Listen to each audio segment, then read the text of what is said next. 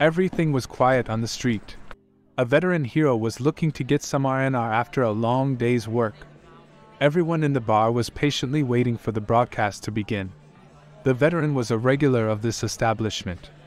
He wasn't as profitable today as others, but work is work. He had arrived just in time for the important event that was being broadcast around the world. The Commonwealth was voting on whether or not to punish the world's most famous hero. The voting was over. All that was left was for it to be announced. 325 votes in favor, 0 votes against, and 0 abstained. The decision was unanimous. The Parliament President addressed the accused. Code name Mask, the evidence is clear of your atrocities against humanity. You are responsible for multiple massacres during the war and for overseeing the wrongful imprisonment and execution of over 30,000 people in the purge of the upper ranks of our Commonwealth.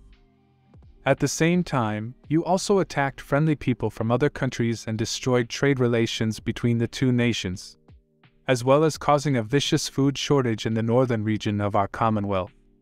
And due to the above crimes, the Supreme Council should have sentenced you to death. But as it turns out, even with such crimes, this hero was useful to this world. So, the people in power wanted to make sure this asset would continue to be available to mankind, just in case another alien invasion were to happen.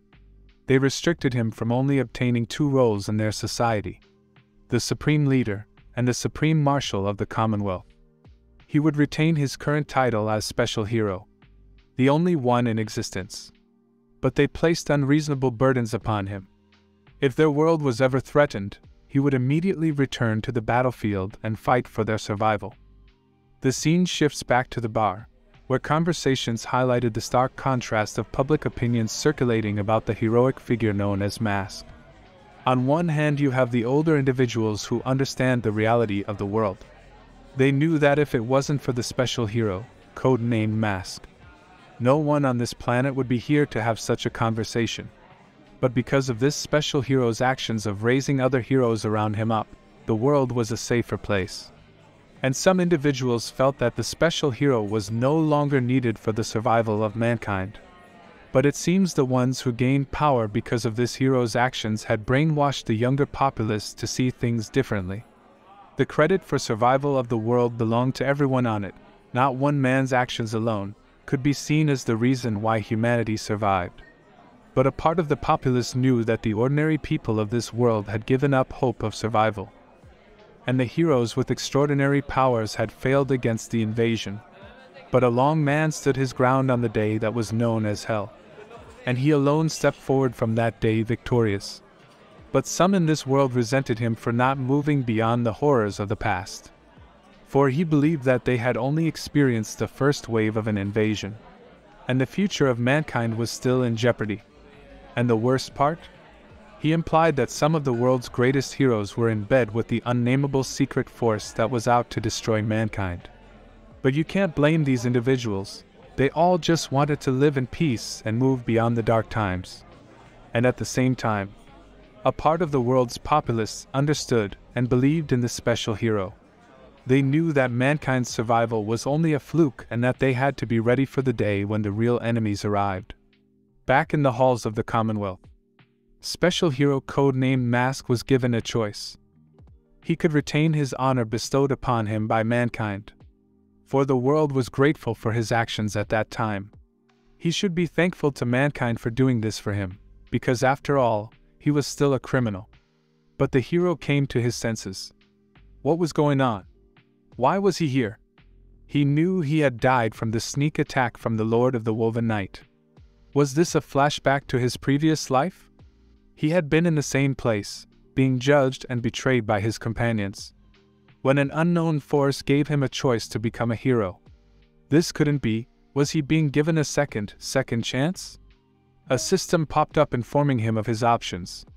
He had completed his original mission to rebuild humanity and form an alliance which would have the power to defend against any existential crisis that humanity may face. He was given 2 branches to choose from. The mission rewards he would receive would be issued depending upon his choice. Branch 1, the hero's path. A new crisis has appeared. although humans cannot understand your behavior. But as a hero, you still choose to protect mankind in the dark. Branch 2. The Monster's Path. A new crisis has appeared. Stupid human beings cannot understand your behavior. But saving mankind has nothing to do with humanity.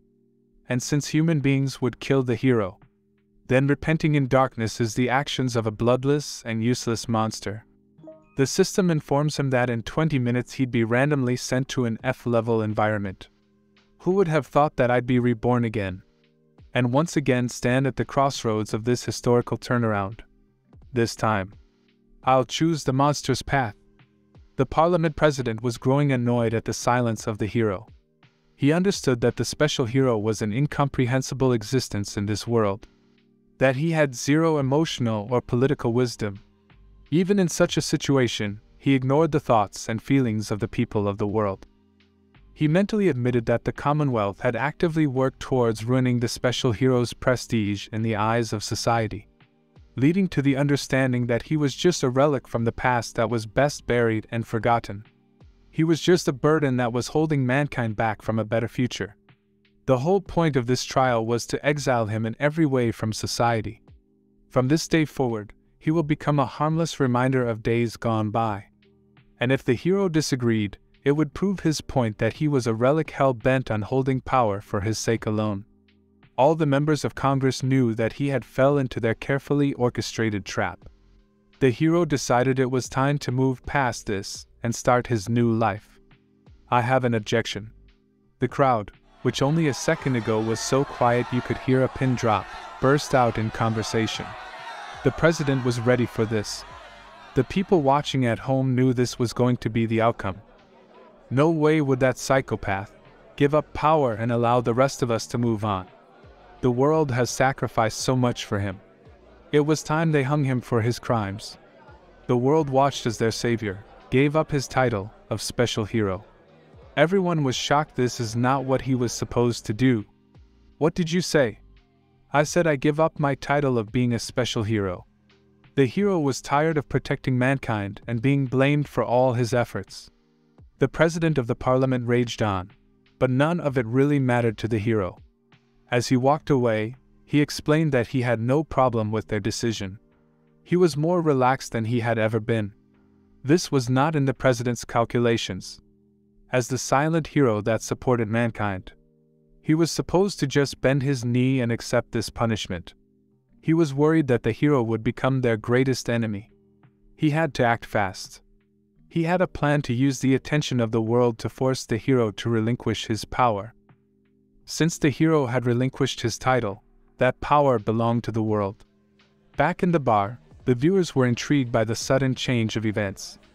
The ones that understood what was going on explained the situation to the others. They wonder how this was even possible, as the hero was the highest rank in the world. How could the president force someone who was 4 ranks higher than his current rank of 9 to do anything against their will? No one on this planet was above the 10th rank. And no one believed that would ever change, even in the future. The president explained that the mask was where he was because the people of this world poured their resources into him. No way could he just walk away with the heart and soul of the world. That would be a disgrace to everyone alive. So, in order for him to leave, he would need to give up the power that didn't belong to him. Power radiated from the savior's body, putting everyone around the world on edge. But surprisingly, the hero agreed to give it all up. He raised his arm to the air and released his energy, forcing everyone in the room to bow down to it. The ones not strong enough to withstand such a power begged for help. It took all of the energy of the rank 9 president to keep from being forced down by such a powerful force. If the people in charge of this world wanted his power, then he would give it all back to them. The power radiated from his hand shot straight into the air, burst into the ceiling and out into the open sky. People who wasn't watching the broadcast was shocked by what they saw. Some believed another king-class monster had descended to this planet. The savior was so powerful that the beam of energy shot to the heavens. Lightning sparked across the whole city. There was a high chance that majority of parliament would perish before all of his power had been depleted. Slowly, the blue beam began to flicker out, becoming a trickle of its once great force. The president exerted all of his energy to endure the 10 minutes it took for the excruciating power to cease. But now he was the strongest person in the room. The once great hero was now nothing more than an ordinary human. All the fear he once felt had evaporated, and a malicious smile crossed his lips. The hero had no problem with his actions. His power did not define him. He turned around and continued his journey towards his new life. He flicked his mask over his shoulder as he went. The president thought to himself that the day would soon come that the hero would no longer walk this earth. The hero disappeared from sight as he passed through the doors of the parliament building. The president was in shock. There was no way he could teleport after releasing all of his power. Random teleportation has been activated. Choose a level 4 secret realm. Mother Spider Hatchling's Nest. The portal cast a blue hue on the walls of the secret room. The steel-cutting squad stepped through as their boss explained their goal for today. All of their members were above level 2, meaning they would have no problem easily dispatching the trash mobs. The final boss was level 3. Together, they would be able to take it down. The leader wondered if any of his members were afraid of spiders as he looked towards the 2 women in his group. They were not pleased with him looking down on them. The other members were ready to get underway and wanted their captain to stop messing around. The sooner they got out of here, the sooner they would find out the outcome of the trial for the great hero codenamed Mask. They were taking advantage of the situation, as this secret realm was only available because everyone was intrigued by what was happening in the real world. They had played around enough. It was time to get serious. We must work together and raid the whole secret realm as quickly as possible. Yes, Captain! They all looked back as someone stepped through the portal. A hero on a new journey in life stepped forward. The group knew there was something off about this individual. Who would enter a secret realm without any equipment? Our protagonist was experiencing things that he hadn't experienced in a lifetime. He had forgotten what it was like to enter a low-level secret realm. The feeling of nostalgia radiated from him. He hadn't been to this place since he had originally awakened, all those years ago. He was used to secret realms on a whole nother level, where if you didn't defeat them in time, it would transform into a realm where everlasting demons would appear. These places were so dangerous, normal monsters were afraid to enter them. If you were lucky to survive long enough for the boss to appear, you would be facing an unnameable demon god. The system had decided to send him here after he relinquished all his power and de-leveled back to level 1. Human status: normal. Alignment: none. Monster status: undecided. Monster component: none. He wasn't sure if this choice was wise, but he knew that in his last life the path of the hero was a waste of time.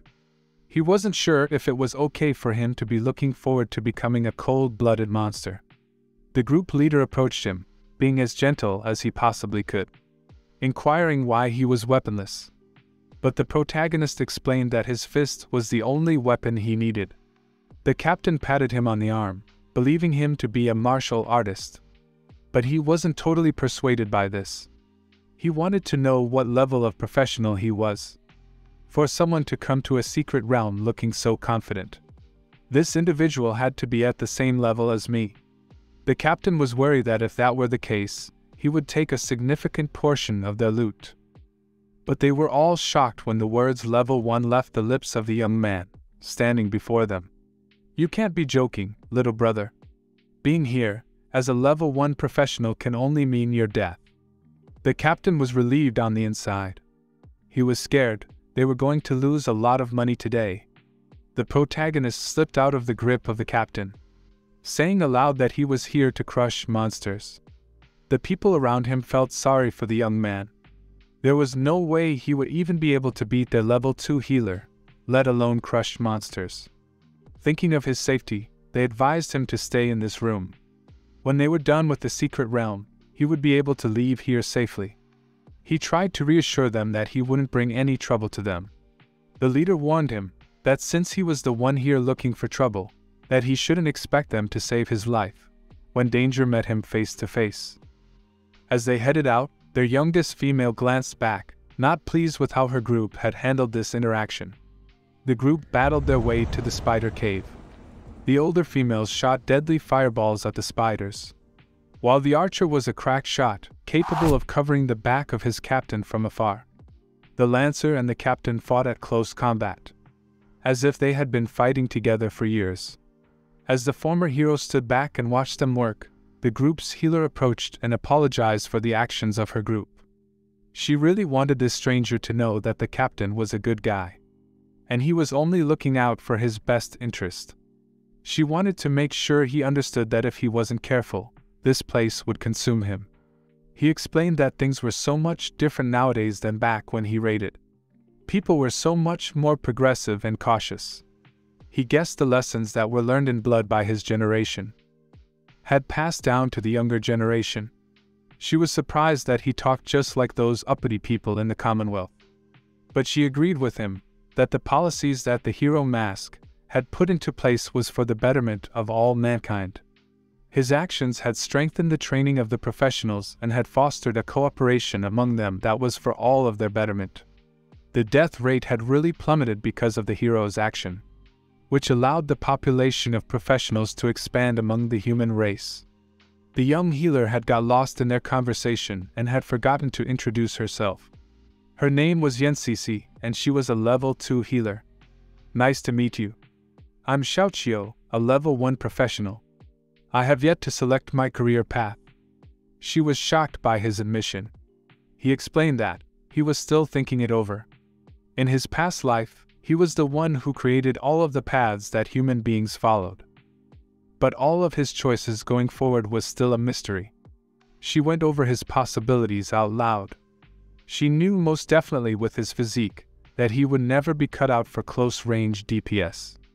She believed he should focus in the area of spellcasting. When he gave her an unnerving glare, she realized that maybe she was being a little too talkative for a stranger. He grabbed her by her arm, moving her out of the incoming path of a monster attack. Her teammates would never make it there in time. So, Xiao ripped the leg off of the spider and used it to stab it through the eye all in one fluid motion. The spider collapsed to the ground as the healer Yen held on to his body. The others were shocked at what a martial artist was capable of. But the lancer explained he had never seen a martial artist do such things. He just crushed the spider's most vulnerable point, and in one fluid motion pushed it through its eye socket. Only someone who clearly understood a monster structure and had a great understanding of their own body was capable of that. The danger has passed. It's okay for you to let me go. She was totally embarrassed as she backed away from him. He was relieved to find out that choosing the monster's path was very similar to the hero's path. That one kill had gained him 500 experience points. He knew now he would be able to level up easily by killing monsters. In his past life, this was the reason why he became such a high-level professional. With the fighting experience he gained in his last life, he would be able to get there even faster this time. The captain apologized for misjudging Xiao. He extended his gratitude for saving Yan's life, and offered him an equal cut of their spoils upon completion of their current mission. Xiao explained there was no need for such a gesture. It was only right to help each other out in the secret realms. The captain knew Xiao was putting him in his place on purpose. As the group moved forward, everyone fought together to complete the mission.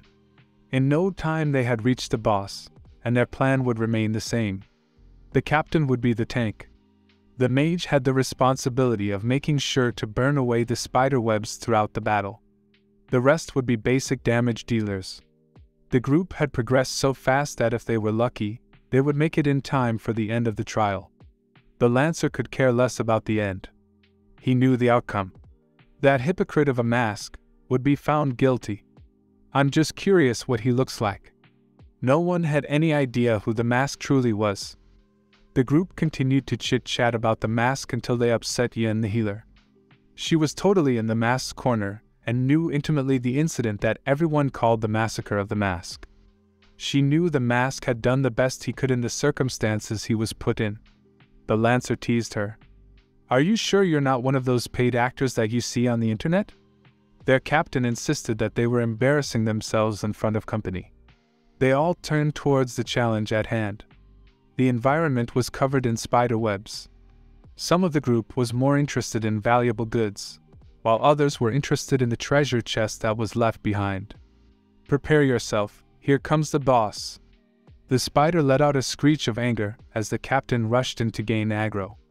Their blows clashed as the other damage dealers searched for openings. Xiao was surprised at how unintelligent the boss at this level was. With any luck, he would end this soon. The mage kept the spider webs under control while the archer guarded her. The healer was keeping the captain alive, with all she had. The boss stood no chance against their teamwork, dying in short order. Everyone would get their equal cut of the rewards. Minus little brother Xiao's cut. Xiao didn't understand why they kept referring to this place as a level 3 secret realm, when his system clearly stated it was a level 4 secret realm. The group realized that something was off. The treasure chest had not appeared. A mysterious figure approached them from the darkest corner of the cavern. A girl, wearing a school uniform. Her head was covered in an astronaut's helmet. The real boss had shown her face. She gave off no signs of being worth any of their time, so the Lancer decided to end this quickly. The possessed astronaut girl stumbled forward, her toes gripping the ground as she ran. The Lancer readied himself. No one believed that such a direct attack would land. As soon as she was in range, he stabbed her through. Her pink fluids spread all over the place. His lance pierced through to the other side. Everyone was impressed by the sight. And with that, he went in for a killing blow.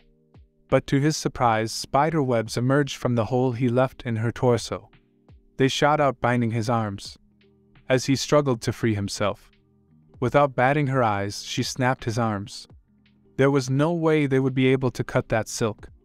The captain ordered the mage to burn it away, and the archer sprinted forward to rescue his teammate from the flames.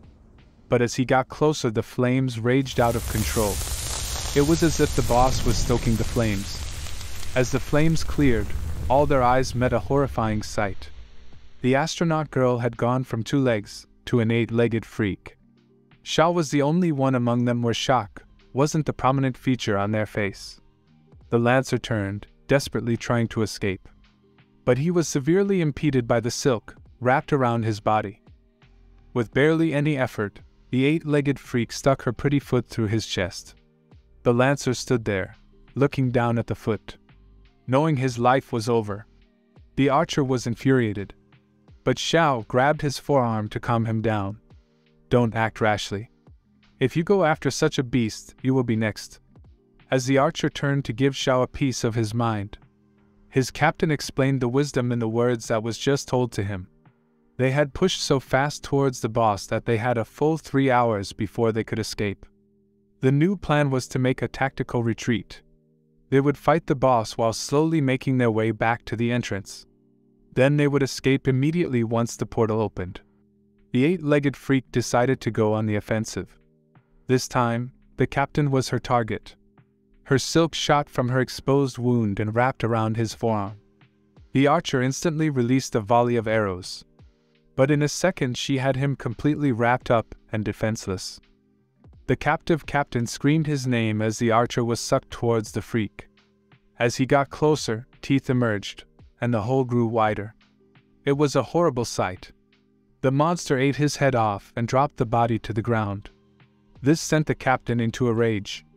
He charged up and took a swing towards the freak of a boss. She countered his blow with nothing more than one of her legs. The captain was confused. There was no way a level 4 monster was able to counter a level 3 swordsman's attack. As the spider reeled him in, the main protagonist Xiao came towards the captain offering his help. "Give me your sword. The only way to live now is if I cut off your arm. If you want to live, give me your sword." It only took the captain a split second to accept this decision. He flung his sword up to Xiao, who came down with a strike that removed the captain's arm up to the elbow.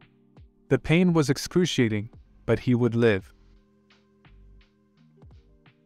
The two retreated to safety. As the healer Yen rushed in to seal the wound, the mage chose this time to lose her mind. She ran away in a panic, screaming, "I don't want to die in a place like this." Yan asked Xiao why wasn't he running away also? "Run. You can't run away." She let her go on purpose. The thrill of the chase was like candy to a boss like that, who was best known as God Chosen. God Chosen feed on the negative emotions of humans. Delicacies such as fear, jealousy, resentment were treats like no other to such a boss. Yan was confused by the words coming out of Xiao's mouth. God Chosen were monsters chosen by the outer gods of the void. If a monster was chosen, they would gain terrifying growth, speed and power, and have an appearance that was bizarre to the eyes of a human. God Chosen were nothing special to Xiao, he had killed them countless times. Heck, the first ever secret realm he entered when he had little to no power was assigned a God Chosen monster. For some reason, fate had bad taste when it came to him. The eighth-legged freak began to release a purple miasma into the air. The healer cast a poison-repelling spell on the group. The mage was instantly taken over by the miasma. Yan realized that the purple haze was spiritual energy, not poisonous gas. This was the perfect opportunity for Xiao. Now that everyone was unconscious, he could reveal his true power. The boss freak was surprised when something that was supposed to be her food appeared out of nowhere next to her. While he had forfeited all his power, his spirit and soul were still level 14. The boss freak's spiritual presence came nowhere near his. The pink miasma triggered the system to give Xiao a new ability. He let the spider know that thanks to her attack knocking out the normal humans, he was able to use his ability and fight her on even terms. A mere God-chosen being should feel proud to witness his existence. As the freak attempted to soak in her spiritual presence, the monster once known as the special hero blasted towards the freak, slicing off one of her legs as he went. Other than being long, this really is a good leg. She attempted to capture him by sending silk in all directions. But such a simple move didn't have a chance of landing on him. Xiao realized that maybe his expectations for this God-chosen was too high. She was only level 4 after all. But that wasn't his problem, so he continued his attack. He sprinted down the wall, and as he reached her, he laid a barrage upon her that removed all of her legs except for one. As he tossed all her legs away, he decided it was time to finish this. "It looks like you only have one leg left. So, let's get this over with." As she attempted to hobble away, he decided to relieve her of that luxury. With no legs at her disposal, she did her best to crawl away. Her hand stopped in mid-motion as the monster stepped in front of her. "When you were playing with humans, you didn't think it would be your turn so soon, did you?" He put his foot through her head, wrapping up this pathetic fight. Level 4 Secret Realm. Mother Spider Hatcher Nest. Raid complete. Mission reward issue. Spider's foot. Should be a spider's leg. Survivors will be automatically transported out of the secret room. People went about their normal hustle and bustle, the kind you would expect from a large metropolitan city. Yen walked around in a stupor. It had been over 2 hours since she had been teleported out of that held trap of a secret realm. Their captain had been rushed to the hospital. Her and the mage were able to leave on their own volition. She had no idea if Xiao Qiu had made it out alive. But as soon as she thought it, he was standing there right in front of her. After his victory, Xiao had been teleported to Day's city. He currently had a major problem. He was so powerful in his last life that money wasn't something he dealt with, meaning he was flat broke at the moment. He was looking to rent a room, but he couldn't afford their cheapest unit. There was a lot of things about society that he just didn't understand.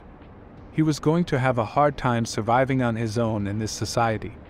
Lucky for him, he had made a good impression on a particular healer. Xiao Qiu, Xiao Qiu, Xiao Qiu. He wasn't used to his name being called, but he looked up eventually. The healer from the secret room was there. She didn't appreciate him not knowing her name and calling her that healer. She explained her name to him so that he would never forget it. Above all else, she was relieved that he was still alive. The best thing about her was that she was quick on the uptake. She owed him her life, so he would be staying with her from now on. She explained the history of her city, as they walked to her home. It only dated back 40 years. It was created after the disaster struck. The rapid development and urbanization of the original city had transformed it into an urban village. They reached her home around the time she got done with her story. She explained that he wouldn't have to worry about her inconveniencing him, that he would have his own separate room. The medal next to her entryway caught Zhao's eye. Her father had received it after the great disaster. He was a hero and a soldier. He was much stronger than a simple level 2 professional like herself. He was a level 5 melee professional who had participated in many battles. He loved telling stories about the time he spent fighting side by side with the mask. They were so close. Not only did they camp together, but they also ate food from the same pot. She didn't know whether the stories were true or not. The stories had been recited in her family since she was a little girl. She knew they were most likely lies. Her father was a drunkard who liked to dabble in the art of wordplay. None of that sounded like the mask, the world knew. She explained to Xiao her father had passed away. He suffered greatly from the time he spent in the war. While his body was healed, his soul would never bounce back. And he passed away shortly after being discharged from the army. Xiao inquired about her mother, and she explained her mother had passed after giving birth to her sister. "Don't you dare give me such an expression. All that is in my past, and can't you see I'm living well?"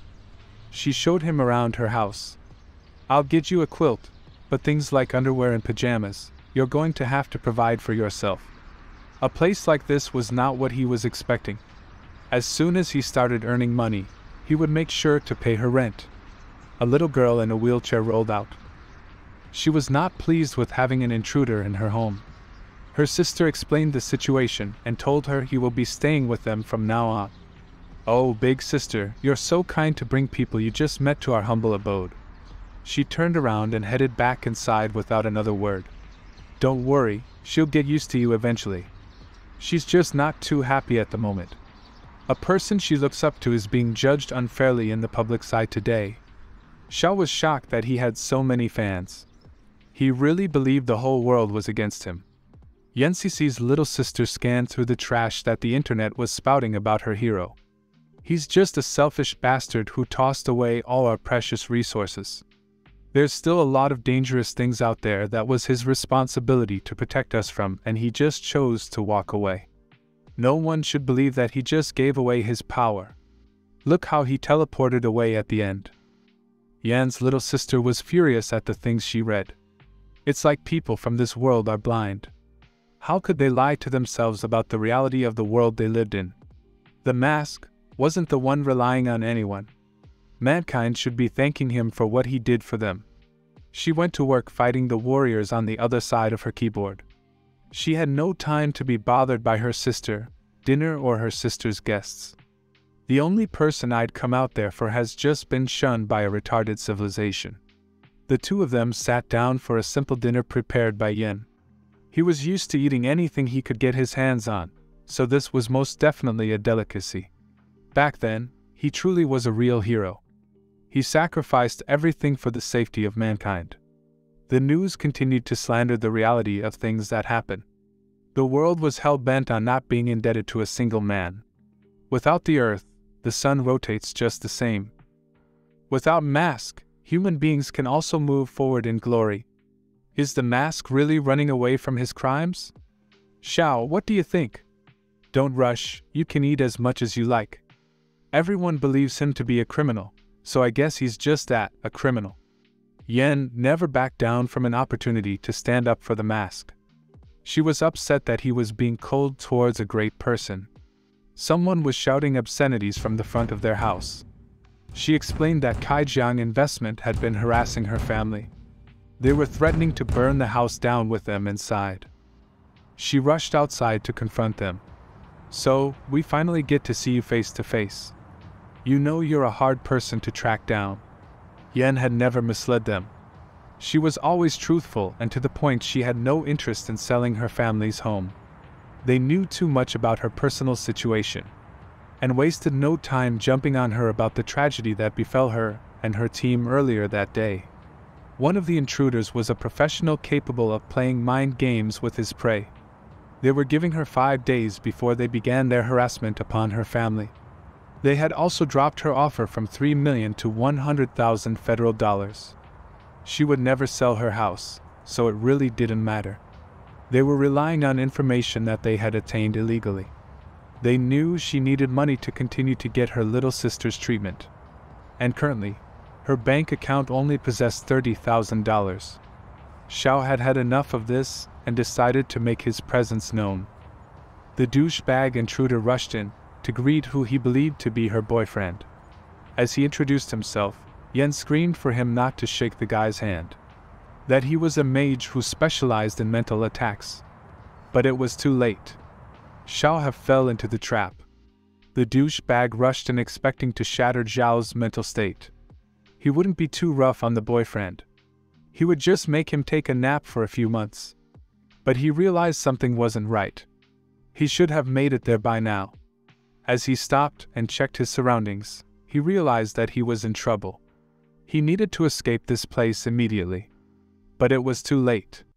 A giant wave crashed down, smashing him. He was completely submerged in Zhao's mental energy. Something dark and evil loomed in the depth of this endless ocean. Monster!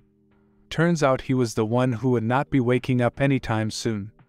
Yen can't understand what tactics the douchebag was trying to use. Blackmail. That's exactly what this had to be. The smarter of the two subordinates held back his friend. He explained what was very obvious. Do you believe you could take out someone who just took out our leader? Do you believe you're on our leader's level? They realized they were in a bad place and needed to retreat immediately. The message is clear, Yen. We didn't expect you to be able to find someone to protect you so quickly. But let this be a warning to you. If you dare attack our people, things won't go so easy next time. Did you put him in a coma, Xiao? Yes and no. He forced his way into my mental world. This is simply just the consequences of his action. How long have you been putting up with the harassment? Not long after my father died about 4 years ago. At the time we were financially stable. So, they chose to use scare tactics. Whenever I wasn't around, they would beat on the door. And threaten my little sister. Fortunately, I became a level 2 healer and joined the captain's team. That alone kept them at bay all this time. They didn't even wait 1 day before trying to attack us again. Why did the government not help you? They were set up to give preferential treatment to families of the soldiers who fought in the Great War. Xiao realized that even though he had set these practices in place, they obviously weren't working. The simple answer to that is money. Why would they help us, when it would be more beneficial to help the wealthy people over there? Yen insisted that he was her guest, and he shouldn't be helping her wash the dishes. He explained that this was the least he could do to show his gratitude. If she was going to house him and feed him, he would do as much as he could to relieve her burdens. She explained that her debts to him continued to grow. Not only did he save her life, but he protected her home from dangerous individuals. What are your plans moving forward? Are you going to join a new team? I'm hoping that the captain wakes up. If not, I won't have any choice but to find a new reliable team. The reality of what goes on in secret realms aren't very good. Not only do parties compete to gain as much as they can from each secret realm, but there are rumors about parties who backstab their individual members. The mask can only do so much for us normal people. Even with his rule of people being forbidden to kill each other in the secret realms, nothing really stopped it from taking place. She let him know that if she did find a party, he would be the first one she recommended it to. Xiao Qiu knew that no one would stand by a monster in battle, and that the path he had chosen would be a solitary one. Task: Night Dweller Level 4 Secret Realm. Task description: This is not a challenging task, but unexpected benefits may come if you raid this secret realm. Test requirements: Clear the secret realm alone. Remaining preparation time: 12 hours. A portal ripped open inside of a Gothic church. Xiao Qiu stepped in ready to take care of business. Thanks to the system, he was able to enter a dungeon whenever he wanted, from wherever he wanted. This allowed him to skip the official channels. He dated the dungeon to be Middle-era European. He stopped in front of the two gargoyles and knew immediately that they were his enemies. They ripped themselves from their perch, ready to do battle. Scarlet Gargoyles. Level 3. When there are no enemies, they just look like statues. But when people pass by, they will become a ferocious beast. Quality stone's surface gives them high defense, and also makes their fangs more dangerous. Stone gargoyles were a fearsome enemy. They had a strong body that wasn't weak to magic. Neither physical nor magical attacks did much to them. The Slash Iron team would have been wiped out immediately against such a force. But Xiao was ready for this battle. Such a pity you guys have to encounter me. Without even trying, he held both their heads in the palm of his hands. Such enemies were a waste of his time. All the stained glass windows in the building lit up, and an army of gargoyles appeared. Bring it! The army ripped themselves free of their bindings and took to the air. Xiao decided to fight on their terms. He leaped in the air, punching, kicking and slashing. As time passed, the ground became littered with boulders, until there was only one left. He held it by its wings. You seem scared. I do believe stone isn't supposed to have feelings. And he ripped it apart as if it was a piece of paper. The boss made his appearance. Leader. Lux Stone Statue. Level 4. Compared to the gargoyles, this one was different. A large amount of time was spent to create it. One could tell it was an extinguished statue. Do you dare to crush it with your hands? What use does the demon have with the body and looks of a human? Such a look only makes me want to kill you even more. Die, you abomination.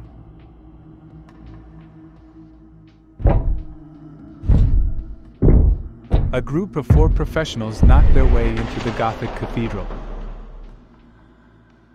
But all they found was rubble. This makes no sense. This dungeon just appeared 12 hours ago. We are most definitely the first team to enter. Our contact in the inspection bureau made sure of that. Someone unreasonably strong was here before we came. Look at this fragment. It's split as if someone ripped it with their bare hands. How's that even possible? Look over there. The professional pointed towards a giant pillar in the Gothic church. The boss was on display, pierced through the chest with his own spear. The boss at the Secret Realm Inspection Bureau was furious. No one had any clue what was going on. They had reports coming in from the field that the dungeons were being cleared before anyone had the chance to get to them. At best, there was someone neglecting their duties. But the worst-case scenario was that someone out there had an inside man in the Secret Realm Inspection Bureau. They had to find out how this team of individuals were evading the monitoring of their division. On the surface, an amateur could miscue this for a good thing. But the reality was, this had the chance to go horribly wrong. While on the surface it seemed that the Federation was safer with this individual out there.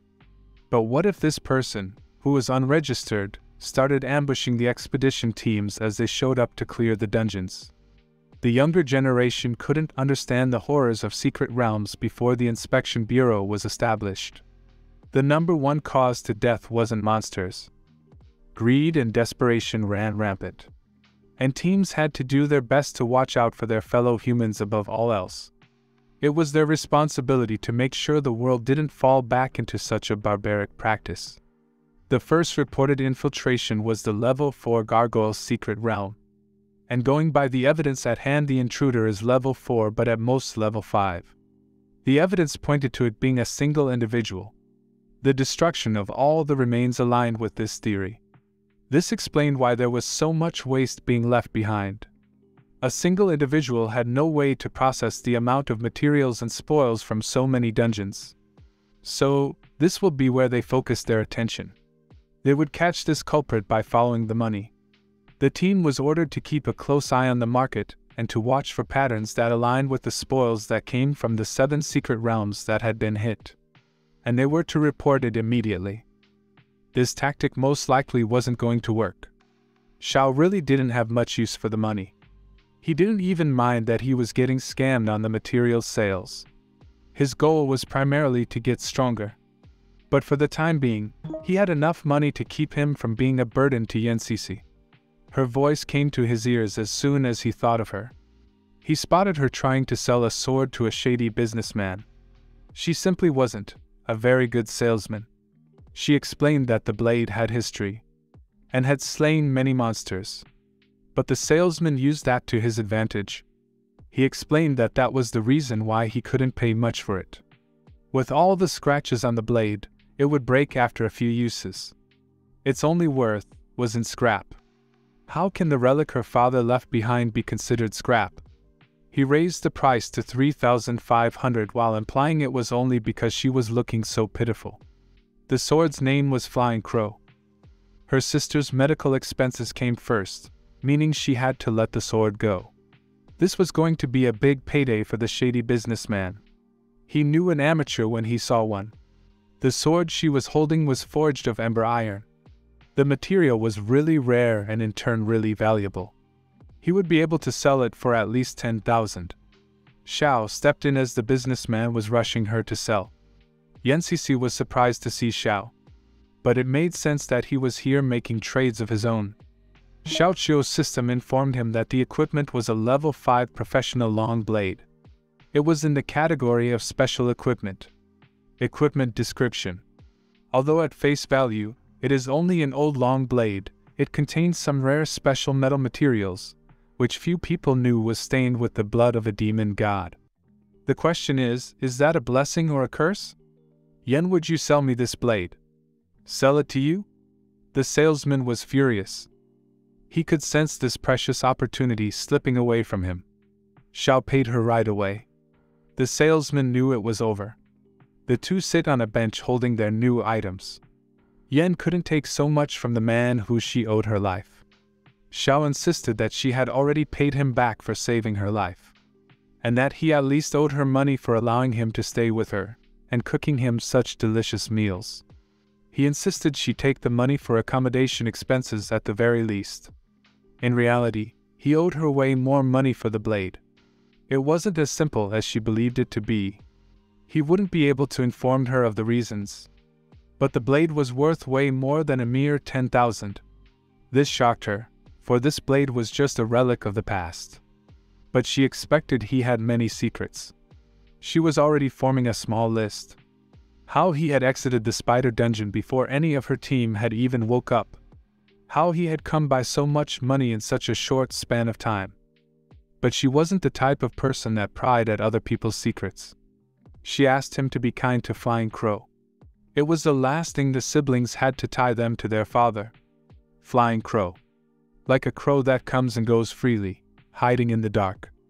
The name was spot on, yet normally kept her emotions to herself. But she felt it was her responsibility to inform him of Flying Crow's history. You do know of the Great Ghost Incident. It happened here in Day City. Yes, level 10 monster emerged from a secret realm and went on a rampage through the city. Neither the army or professional heroes were able to stand in the presence of such a monster. Anyone around who could fight took up arms. It was because of their sacrifice that we, ordinary people, were able to escape. My father was also killed in that incident. The only thing left behind of him was his blade Flying Crow. The great ghost emitted a horrible radiation. It covered nearly half the city and turned everything it touched green. From the clouds in the sky down to the simple building materials that made up the foundation of the city. Ordinary people instantly became a pool of flesh and blood. And anyone that was near the incident will die eventually from radiation poisoning. You can say Qianlu was one of the lucky ones. She was touched by the radiation and lost the use of her legs. But she survived. Others weren't so fortunate. She was so talented with the sword. Her talent was so great that it allowed her to beat advanced swordsmen at her school with nothing more than a wooden practice sword. Her future was bright. We all believed one day she would become even stronger than our father. But now we have to pay high-level professionals to keep the radiation from spreading. This is the reason why I chose not to be a close combat specialist. Becoming a healer gave me a higher survival rate. I have to be here for my sister. I can't carelessly risk my life. They had me transferred from the front line to take care of the Great Ghost incident. I wiped it out with one punch. But the ghost had ran rampant in Day City for over 10 hours. I didn't realize how much havoc that monster had wreaked on the lives of the ordinary people involved in that incident. That's why I hate monsters so much. I was sure that after the Great Ghost incident, that Mask had arranged for the federal government to allocate a large amount of funds to ensure the safety of the lives of every disaster victim. Your sister should have been reimbursed for her treatments. Was there such a thing all this time? Let's head home. I feel as if a boulder has fallen off my shoulders. If you thought my cooking was good, I'll show you my real culinary skills tonight. As they left, Xiao passed by 2 members of the Bureau of Inspection, doing investigation work to unravel the trail that would lead them to him.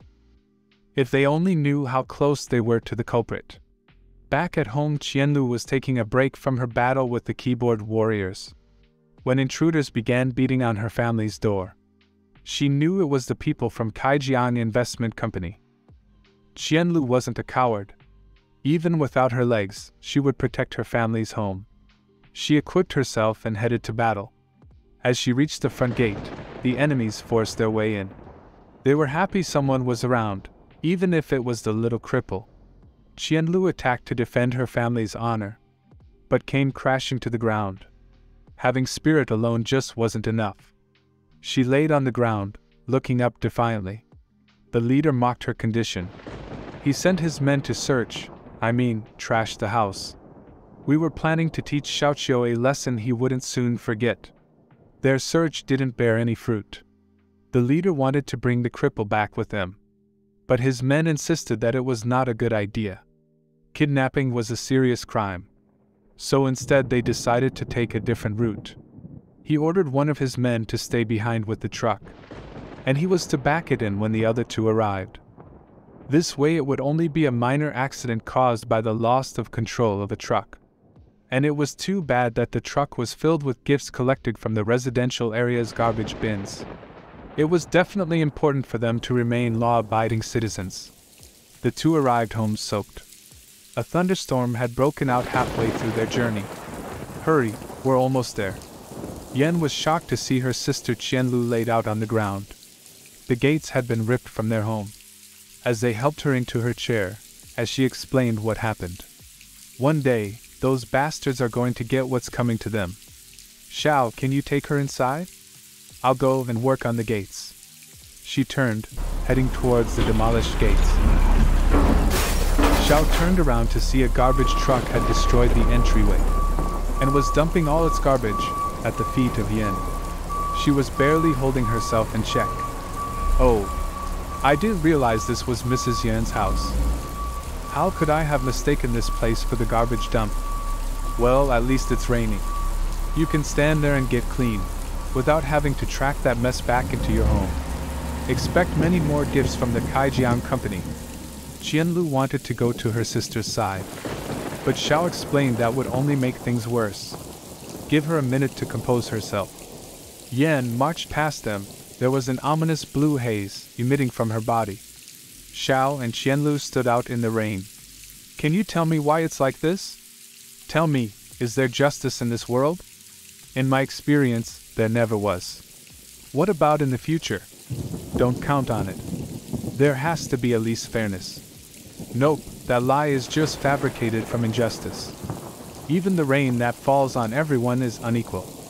Xiao reached out towards her sword. It falls on those suffering as well as the unrighteous. This world is unjust. So, rain that falls in an unjust world is also unjust. Qianlu was devastated by the reality that lay before her. You do know, in my eyes your family's matters are minor. I have no interest in the trouble and injustices that you two are experiencing. I should be focusing my energy on more important things. But it seems trouble always comes for me anyway. What a pain in my ass. Mr. Xiao, why are you leaving? I have trash to take out. Are you crazy? That company is the equivalent of the Yakuza. Their boss is said to be at least level 5. And that's not taking into account the countless level 3 and 4 members they have. You just said our family's troubles are minor.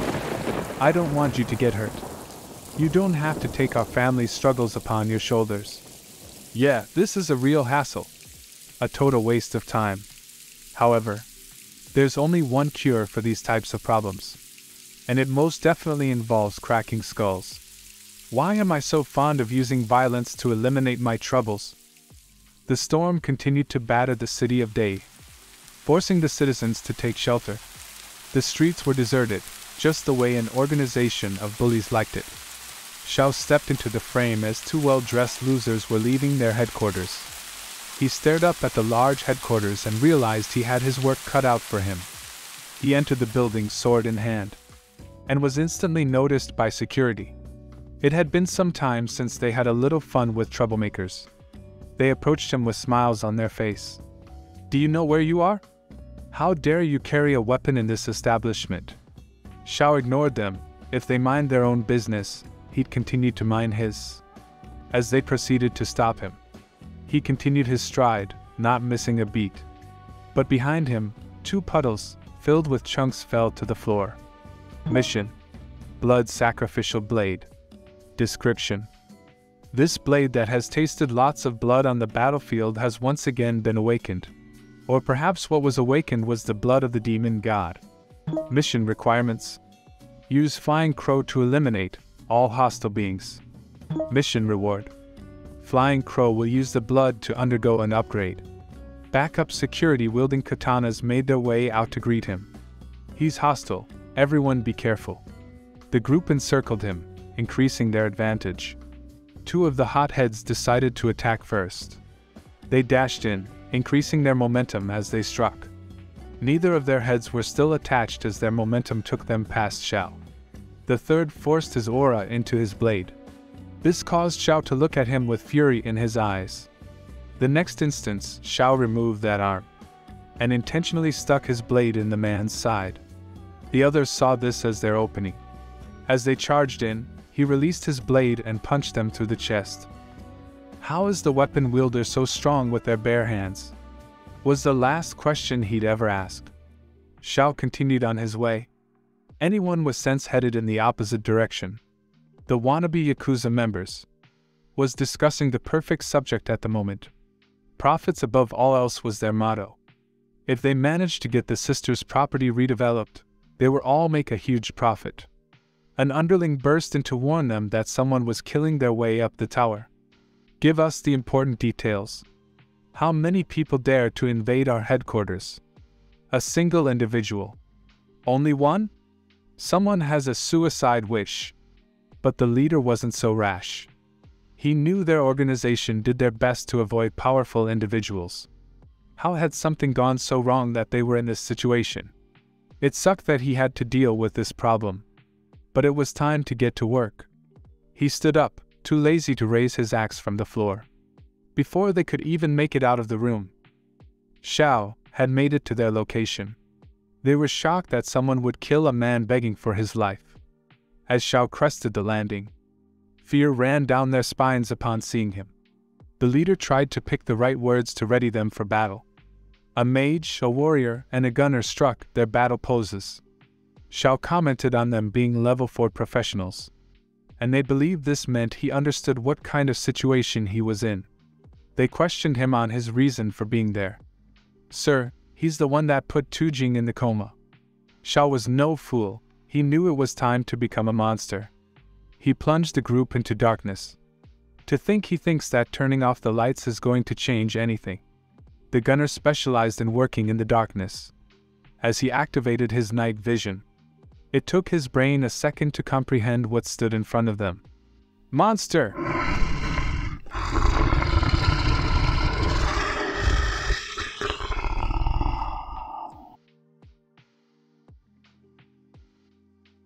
The rain continued to fall outside.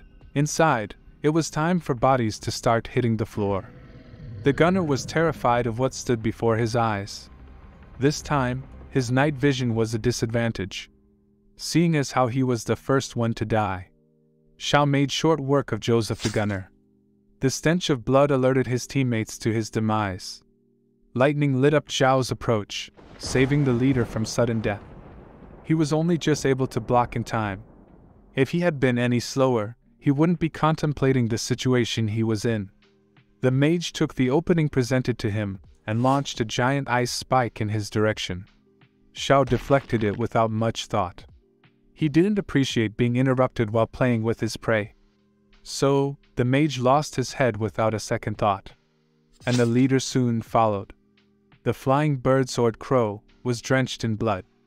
If I was reinforcement for this company, I would have gone home. These guys stood no chance, if only they had valued their lives over a job.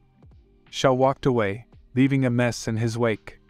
The boss finally showed his face. Xiao sniffed the air and got a whiff of rank 6 professional stink. Hopefully this fencer could put up a fight. He could sense that Xiao wasn't a demon, as he didn't possess the demonic madness that one felt when in the presence of such scum.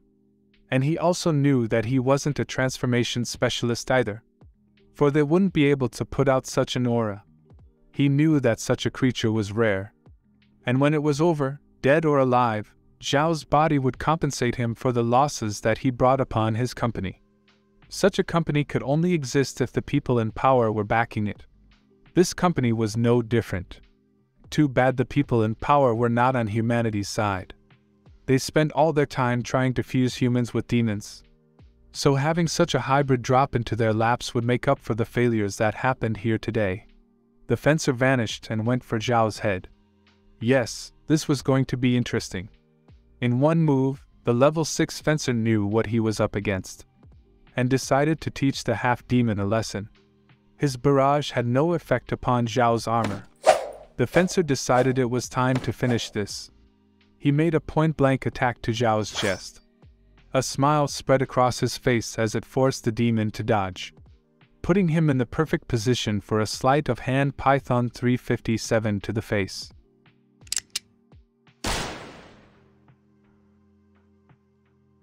This attack was his ace in the hole.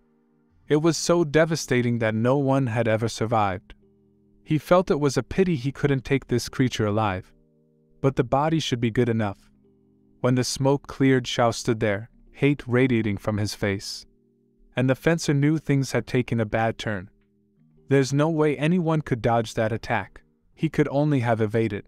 If he knew I was going to faint from the beginning. Who are you? How could you know? Xiao responded. The 19th Reaper style. Xiao had never seen anyone with such a low level capable of accomplishing so much with the style that he created.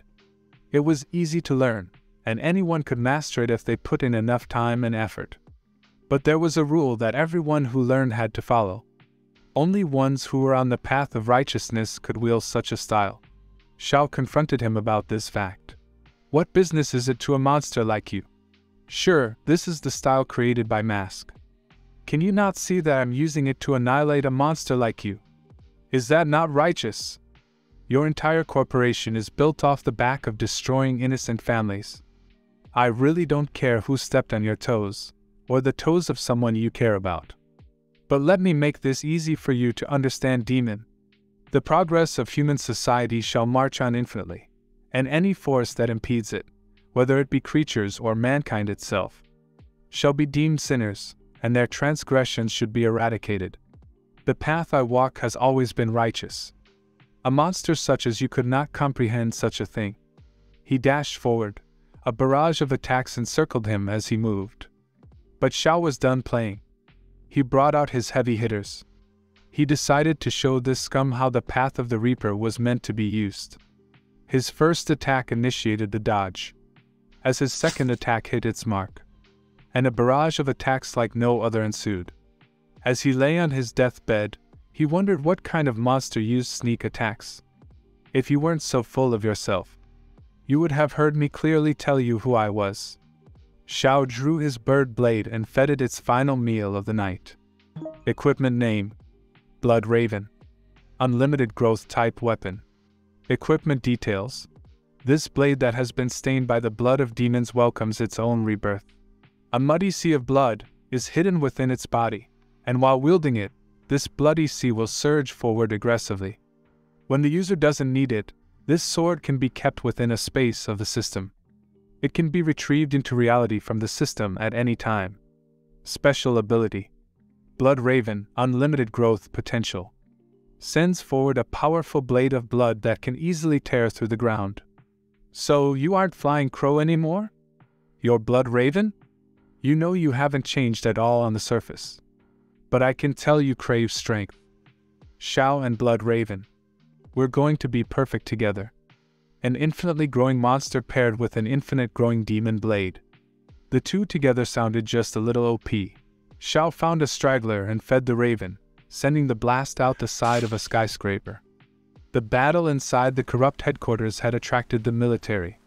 I guess that's to be expected seeing as how this company had some pretty high backers.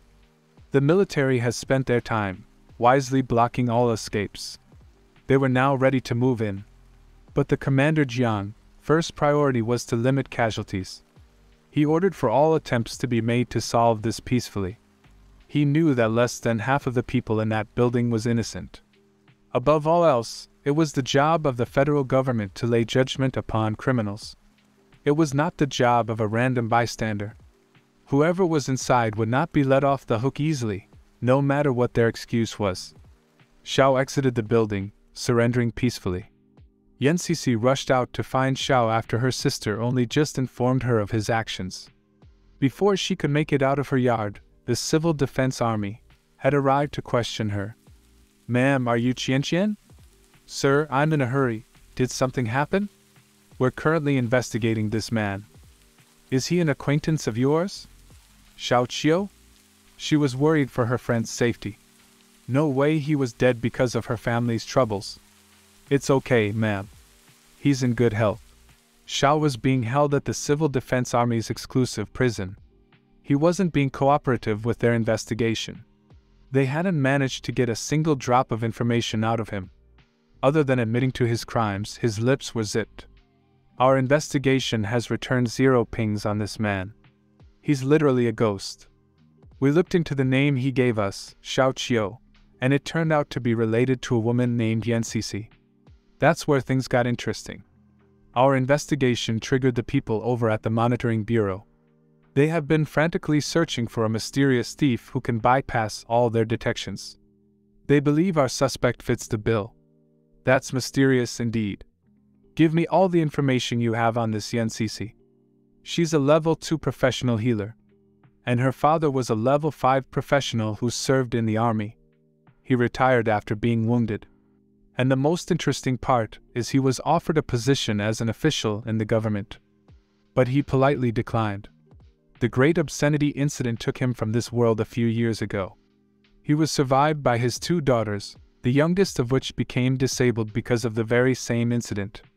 Yan Cixi's deposition is that her original team, the Steel Cutting Squad, ran into him while exploring the secret realm. This statement is what triggered the Bureau of Investigation. There is no official record of him being there. Let me guess the Kaijiang Corporation has been harassing her family for their land rights. Yes, sir. So, we're prosecuting a righteous warrior. The head of the Monitoring Bureau, Director Arthur, was eager to put this thief away. He wasn't going to waste any time with red tape. Between him and Commander Jiang, there should be no problem seeing as how they were the 2 strongest people in Day City. Xiao was hit with a bout of nostalgia upon seeing the honors pinned to the commander's coat. The sharp eye of the commander picked up on this. "Xiao Qiu, while I believe your actions were righteous, a crime is a crime. I'm pretty sure you know the extent of the punishment handed out for such a crime. You will be sentenced to death, or given the choice to be enlisted in the Atonement Battalion. In my opinion, the death penalty is the better of the 2 options. But if you survive the hell you'll be put through, you'll be acquitted of your sins and be able to return to civilization." The commander knew that the Atonement Battalion was a death trap. No one had ever returned back to civilization from that program. There was a high chance that anyone that entered would die in the first battle. And most criminals must face at least 100, and some as high as 3,000 battles. Xiao asked why serving on the front line was considered a punishment. He knew his experiences on the front line should clear him of a lifetime of sins. The commander knew a veteran of the front line when he saw one. "What was your status? Warriors fighting against monsters. Or were you an other status?" Xiao admitted to being other. The two men stared at each other. There was a short list of survivors of the front line. It shouldn't take them long to discover his true identity with this information. The two explained their history from the monster front line. They were both considered veterans, even though Arthur had spent drastically less time on the line. If it wasn't for the actions of Mask and the first group of heroes, the divide between humans and monsters would not have been formed. This medal signifies the fact that I fought under the great hero Mask. At the time I was younger, and the best I could do was to follow him from afar. As someone who's been on the front lines, you should understand how important this peaceful environment is. And your actions could directly endanger all we've worked hard for. Can you enter special realms without being noticed? Xiao neither admitted nor denied the accusations. Such news could lead to social unrest. Your actions could lead to the death of an unknown number of professionals, and cause our stable world to fall into chaos. Xiao showed no signs of caring. The two veterans picked up on this, and tried to talk sense into the young fellow. The federal government won't take kindly to your attitude. It's the equivalent of trying to smash a rock with an egg. I do hope you decide to confess. If we send you to the federal capital, things won't go so easily. And I hate to see the talent of the young wasted. The two veterans left the room, leaving Xiao to his thoughts. He had fond memories of the federal capital. The fact that he wanted to visit just wasn't possible at the moment. Main mission: the Great Obscenity Reincarnation. Mission description: who would have imagined that a few years ago the Great Obscenity wasn't completely eradicated? Its residue, infectious radiation in people's body, is actually an unstable source of calamity. If not completely removed, then the Great Obscenity will be reborn from accumulated enhanced infectious radiation over time. Since the government did not make it their priority to cleanse away all traces of radiation, there's a high chance that the Great Obscenity will return in the next few hours. Mission objective: destroy the new calamity. Mission reward: Great Obscenity Core. Xiao as the Mask was never that impressed by the calamity level monsters. They were only ever as strong as level 13, and the weakest being as weak as level 7. He really didn't need the system to tell him that the Great Obscenity would come back. This exact scenario happened in his previous life. Not long after the first time he went through that scam of a trial, the Great Obscenity laid wait in the cells of a professional, eventually turning them into its host. It's just like a weed. No matter what you do, you can't eradicate it. If you leave the smallest root in the ground, eventually it'll come back. He had been just transferred to the front line when the calamity hit. It took him time to get back to eradicate it. Even though he killed it with one punch, the public still looked down on him for not being faster. The disrespect, verbal abuse he received as a hero. How come you weren't fast enough? You should always be the first one to arrive on the scene. We've given you such light punishment, and you still don't know how to be grateful. This is your fault. If you had killed it the first time, this wouldn't have happened again. You should apologize to the public. Apologize to the world. He put his life on the line for these people, and they made him get up in front of them and apologize for sacrificing everything for them. Not once, but twice in his past life. That's why this time around, the hero Mask doesn't exist. Only Xiao Qiu. And he wouldn't take responsibility for saving everyone when the calamity hit. They can do it themselves. The two old veterans discussed their strategy moving forward. Arthur, I've been retired from the front lines for a while now. You know more about the status of the monster front than I do. Do you think what he says is possible? It shouldn't be too hard to find out. I've never seen anyone his age have such power. If you saw the horrors in that building, you would think there was a monster outbreak. Even the wounds left by his blade were unusual. A blade which we've searched tirelessly for, and haven't been able to recover. I'm sure he's cultivating multiple professional paths at the same time. There's no other explanation. It's highly likely we have a genius on our hands. Most people would have a hard time even touching a level 6 professional. And he casually chopped one's head off. And to be traversed in multiple class systems. It takes most people a lifetime to get the hang of just one. He's more like a dumb genius. to throw your life away over such trash like Kaijian. We have no other choice but to leave his judgment up to the Federation. Yeah, a Federation that even judged the mask, and threw our first line of defense out the window. What bad timing for such a young genius. Star City, the federal government capital. Before the Dark Ages, the whole site that this beautiful masterpiece resides on was that of a third-tier city of the 20th and 21st century. This whole city is a beacon to mankind. Its purpose was to lead mankind into the future. The Federal Council sat around discussing Xiao. There was a difference of opinion at the table. Some believed that the horror that he showed in a single night could only be punished with the death penalty. Others believed they should cultivate such talent. But the group of old men trying to hold on to power wasn't interested in someone who could be the next mask. They believed him to be a danger to the public. The most vocal among them was the true owner of Kaijian Corporation. He was furious he lost his cash cow in a single night. He cared nothing about the lives lost. All he cared about was the money lost and the time it would take to get the corporation back up and running. He was only interested in saving face. He was upset that the leader wanted to send his target to the front line to die out of the public's eye. What message would that send to all his other white gloves around the world? And with that, the conversation turned back to the subject that the president was obsessed with. The head spent considerable resources searching for the mask with no luck. None of the council members dared to open their mouth. No one just disappears. He has to be somewhere in this world. Yet none of you have found a single trace of him. Are you all not worried that one day he's going to pop up and give us a surprise of a lifetime? Sir, we have nothing to worry about. He released all his power. Then what do you call that disappearing act? What can he do with whatever he has left, Mr. President? Sir, our propaganda machine is in full force. His fans are disappearing by the day. No one in the public would ever support him if he tried to attack us. He represents an unknown danger to all of us. The president knew he had complete power over the Federation. There was only one man out there with a trump card against him. He conceded so much power to everyone in this room just to get rid of the mask, and he's still out there. For the sake of everyone here, we need to find the mask and put a leash on him.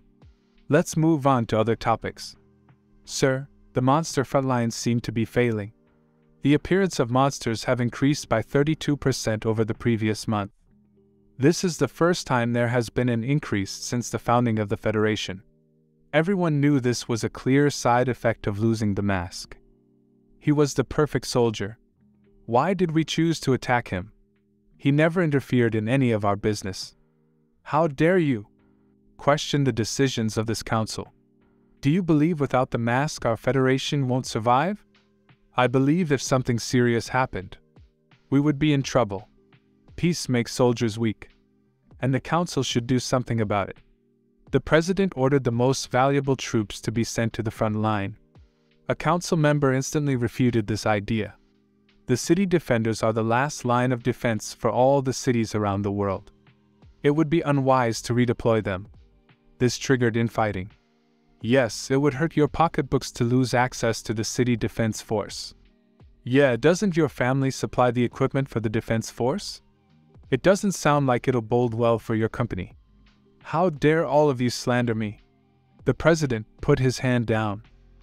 It's settled. The city defense force will be redeployed to the most vulnerable areas. There hasn't been a wide-scale demon outbreak in cities in years. It's imperative that we downsize them immediately and have this criminal brought to the capital post-haste. It'll be good for everyone if an example of him is made in the public eye. Back in Day City, the two sisters were sent home. You two have nothing to do with this incident, so you're free to go. If you're needed by the courts, you will be summoned as a witness. Jianlu was not pleased by any of this. The female soldier continued to run on at the mouth, oblivious to the feelings of the two. Vicious. Why did you call him vicious? He stood up to such trash and he's vicious. He has the blood of countless humans on his hand. Killing is not the solution to anyone's problems. He killed not a single innocent person. The whole corporation has an unknown number of victims all over the city, and he's vicious. This whole system is the definition of viciousness. The commander approached, agreeing with everything that she said. He believed that each one of them deserved to die. It was not his place to be judge and jury. That task belonged to the Federation and the Federation alone. Qianlu was having none of this. Then how come you chose not to stop them? Just like the light from the sun, there will always be darkness that can't be dispelled by light. So you believe we ought to just endure the darkness? The world was built off of sacrifices, young lady. So, you're saying that there's no way for the world to resist the darkness? Your personal rebellion is unjust. So, you're saying I should lay down and take what's fed to me? Even if it's unjust? If that's the case, this whole world is a mistake. Yan Cici's heart throbbed for her little sister.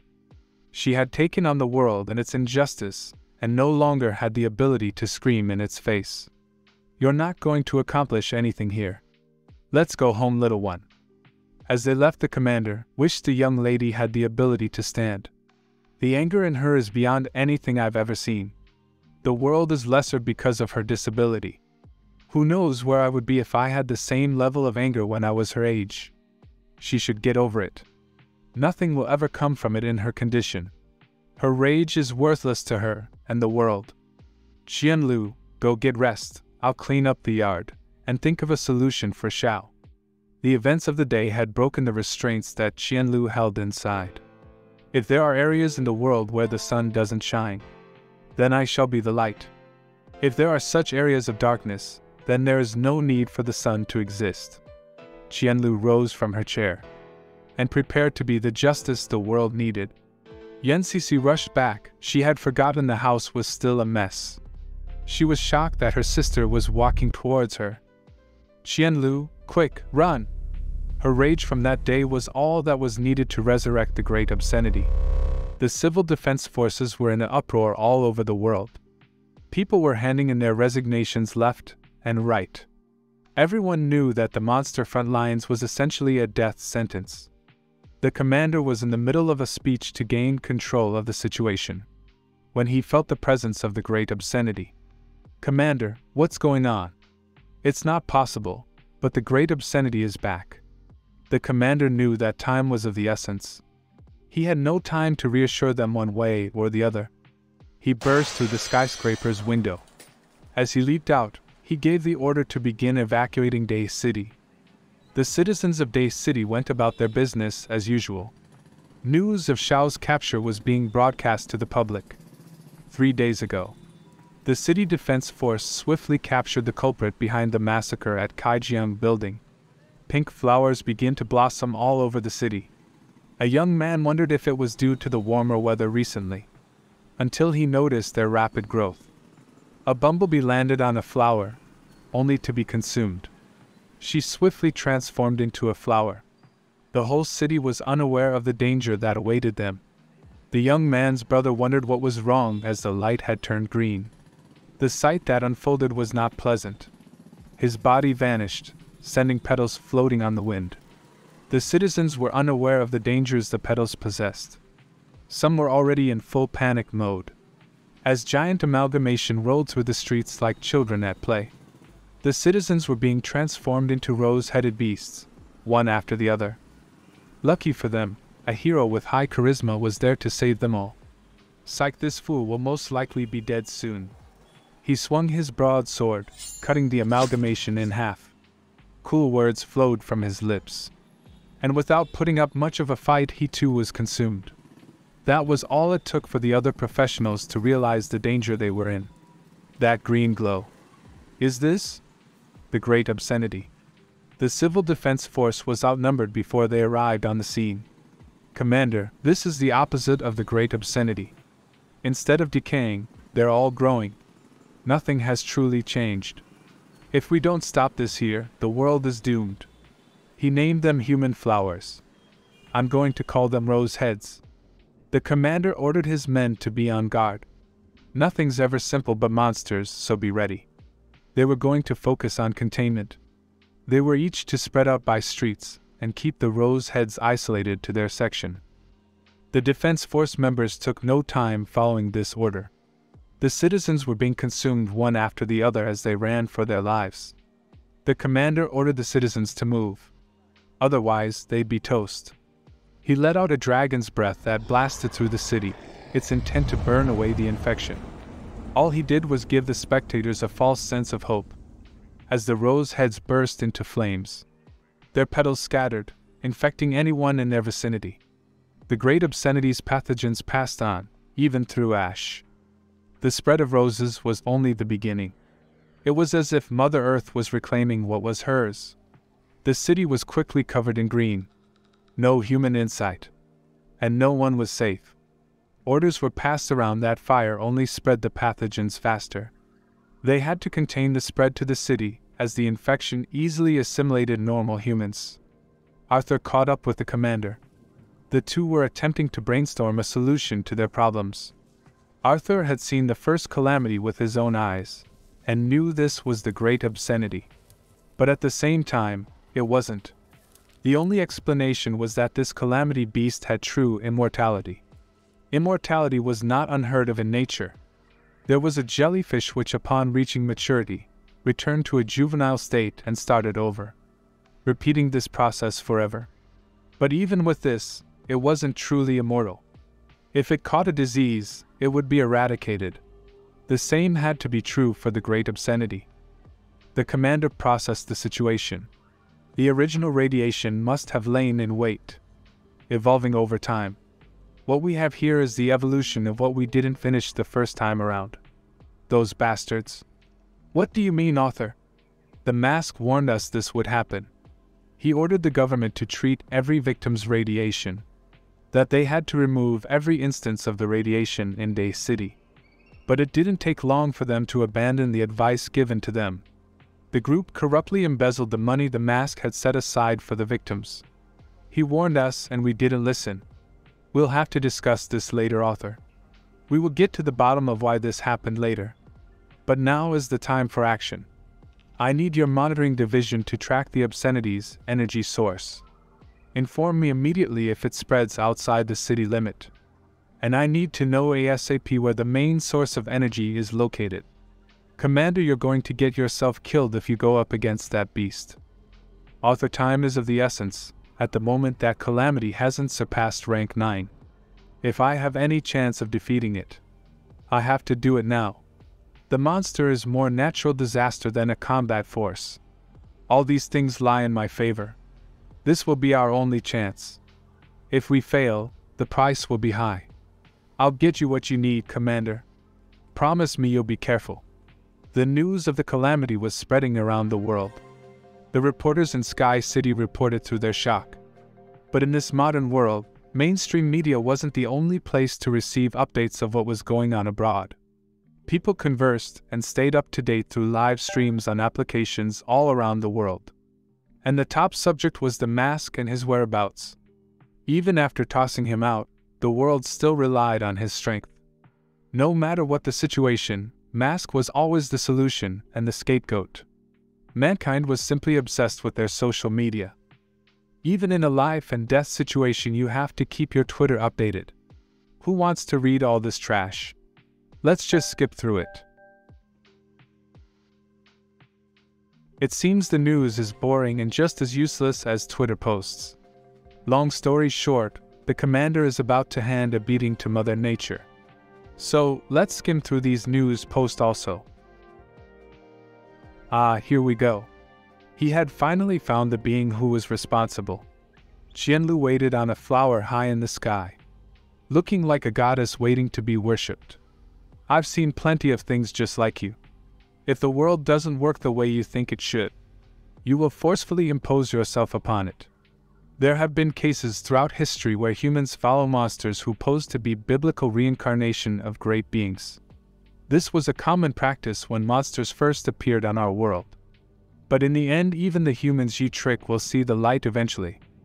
Arthur warned the commander that the little girl from earlier was gone and this was 100% a monster.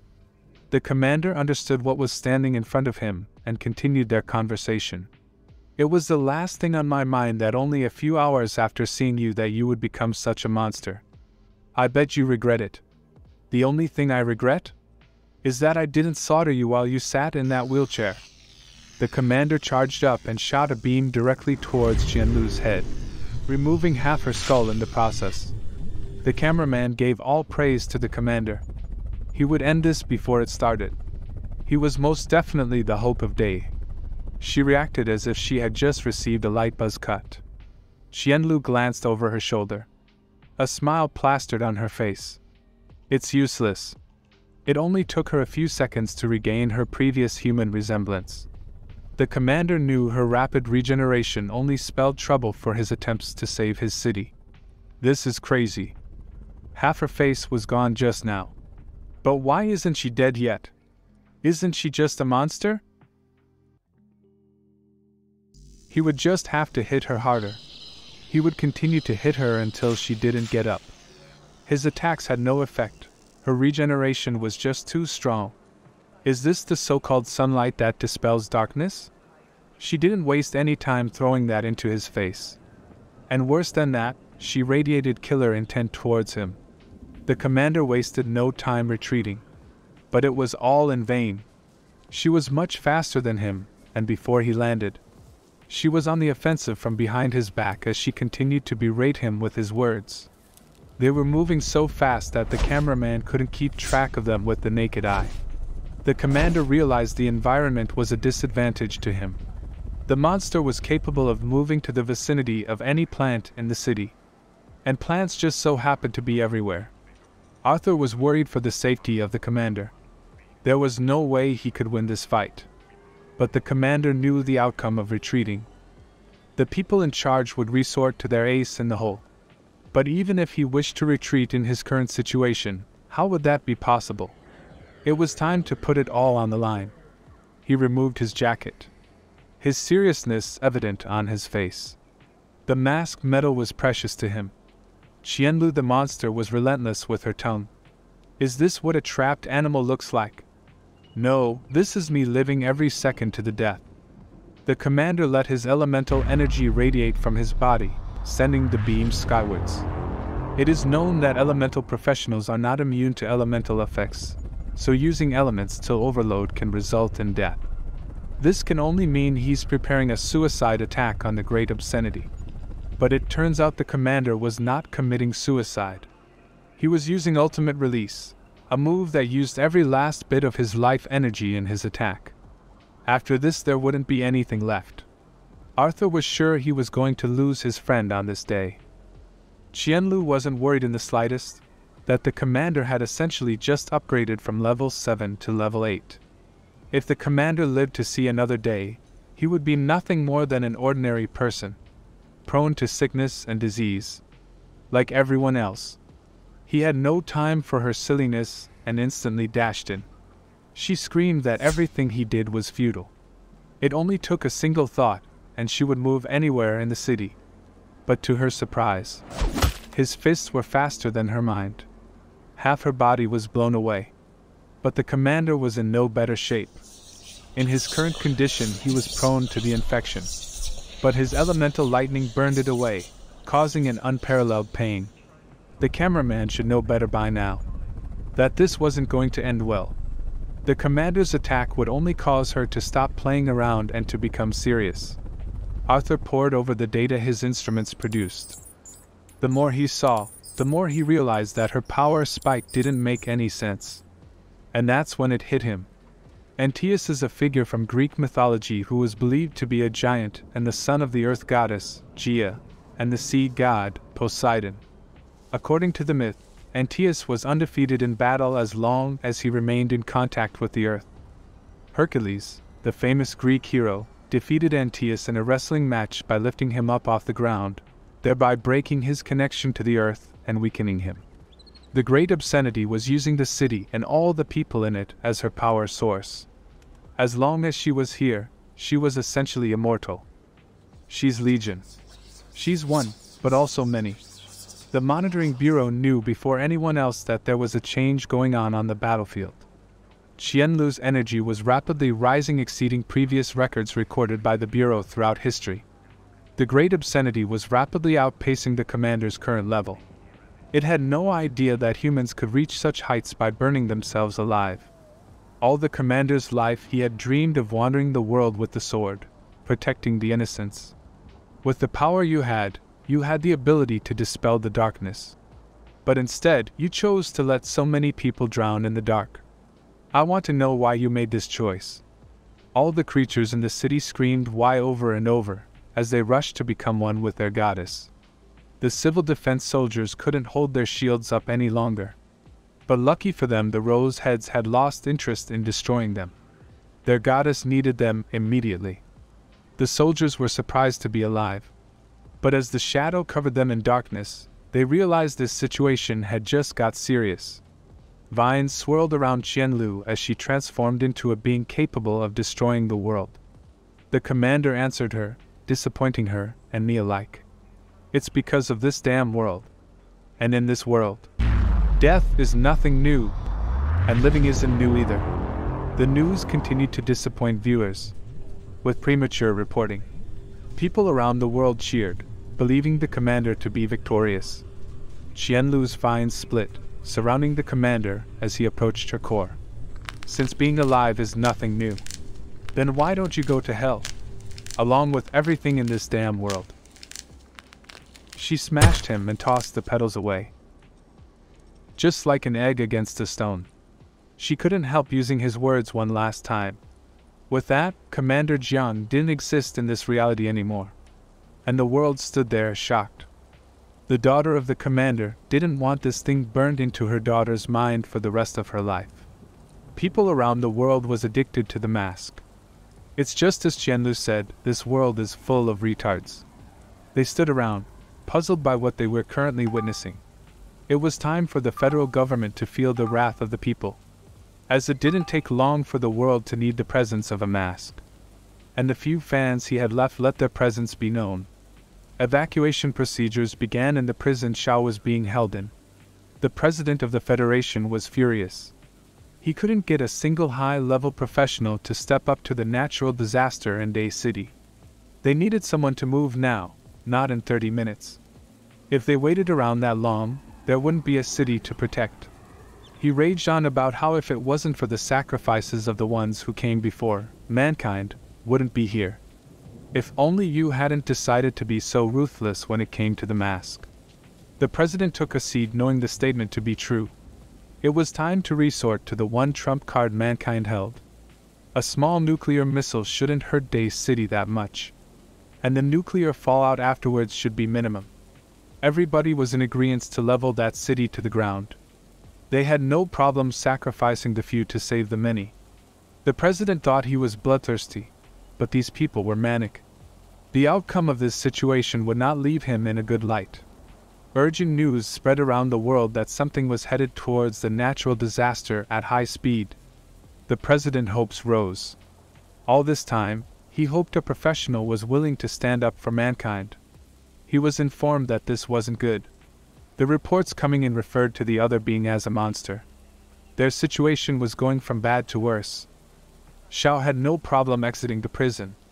He cut through obstacles in his way as if they were nothing. The prison guard was in shock. All he could say was he escaped. The city defense force stood around in shock, grieving their loss. What could they do without the commander? It only took one among them to panic to trigger a full retreat. Their captain ordered them not to run, to stand their ground. He charged towards the Rose Heads by himself, determined not to see this day end in tragedy. But what exactly could a single soldier do?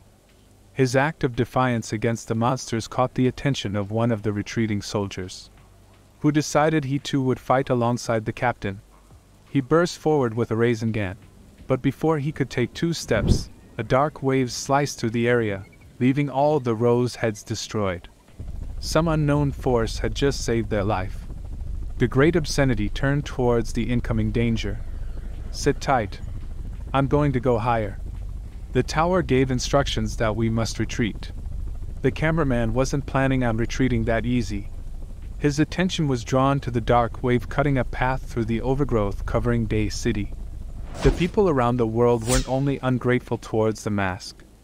Anyone that stepped up was judged and looked down upon for not doing it sooner. The world really was just full of entitled, judgmental losers. Xiao made his way through the city, making quick work of each rose head in his path. The world believed him to be their hero. But Xiao wasn't interested in saving them. His actions were about his growth. The completion of his mission was all that concerned him. Monster's Path. Main mission. 6 Obscenity, Reincarnation. The natural disaster level monster that was once destroyed appeared again, and the shadow of destruction has enveloped the entire city. Mission objective. To eliminate the new natural disaster. Mission reward. The core of the Great Obscenity. Xiao knew firsthand that the last Great Obscenity's aura gave off the stench of decay. But this one's core aspects gave off the full vibes of life. The city was slowly becoming a primal forest. Tropical plants, vines and towering trees grew freely over everything. It was as if life was turning this area into its paradise. If no one was able to stop this natural disaster, the whole planet would become a beautiful wasteland to humans. The original decay, Great Obscenity, was just a form of evil. But this new great filth was the ultimate evil. Even though the task ahead was daunting, Xiao had no choice but to push forward. His goal was to obtain the heart of this beast, giving him the power to fight the monsters of the void who awaited him in the future. He had to kill it no matter what. Qianlu sent out a call to all beings on this planet. Living in this filthy world is an agonizing experience. I invite you to join me and surrender yourself to my cause completely. Together, we can create a world that is beautiful, free from sadness, pain, and injustice. Qianlu was acutely aware of how much she had changed. All the knowledge and experiences she had assimilated had merged with her being, and those who had sacrificed everything for their shared cause had become like family. They were united in their commitment to a life filled with joy and purpose. And as they continued to grow in numbers, more individuals would be welcomed into their community of purity, where they could thrive without the burden of sorrow. She was aware of the pain cutting its way towards her. She shouted, "Who is it?" Xiao never thought the monster he would face would be Qianlu. She wondered why he hadn't assimilated. Nothing should be immune to the pathogens she released in the air. Even the monster heading towards her should be susceptible to them. Xiao wasted no time attacking his old friend. He would do his best to free her from the prison that she resided in. She regrew the arm he decimated with his first attack, continuing the swing to squash him. The rose heads would do whatever it took to protect their master, but they were only a slight distraction. But as he sliced them down, he sensed their intentions to explode in his presence. It's fast, too fast. The natural disaster is going to have trouble facing this beast. Just watching this battle is getting my adrenaline flowing and my heart pumping. The people around the world stood in awe of what they witnessed. Some wondered whether the monster before them was actually a professional who had the look of a monster. With each explosion and burst of ash, he narrowly avoided certain death. However, it was not sheer luck that kept him alive, but rather his strength and determination. To break through the blockade as quickly as possible, the humanoid creature deliberately skirted the edge of the explosions at the critical moment, saving precious time. But it was a calculated risk, and any misstep could result in his demise. He relied on his speed, agility, and keen insight to navigate the dangerous terrain. All 3 of these qualities were crucial to his survival. The ability of humans to battle monsters lies in their superior wisdom and skill. However, the ingenuity displayed by this humanoid monster exceeds even that of a seasoned 9th level professional. Although it resembles a human, the armor it wears is rather peculiar. If a day comes when monsters surpass human capabilities, what recourse will we have? Xiao made it through the bomb field as he crested Qianlu's shoulder. The wings of a gargoyle shot from his back. This move shocked the Great Obscenity. For Zhao's original approach was only to toy with her emotions. Most humans were shocked and didn't understand the ramifications of the actions of the monster. But seasoned professionals understood how much confidence it took to perform such a high level of deception. Xiao let blood raven flow. The attack decimated the head of the natural disaster, causing her to pause all functions. Everyone.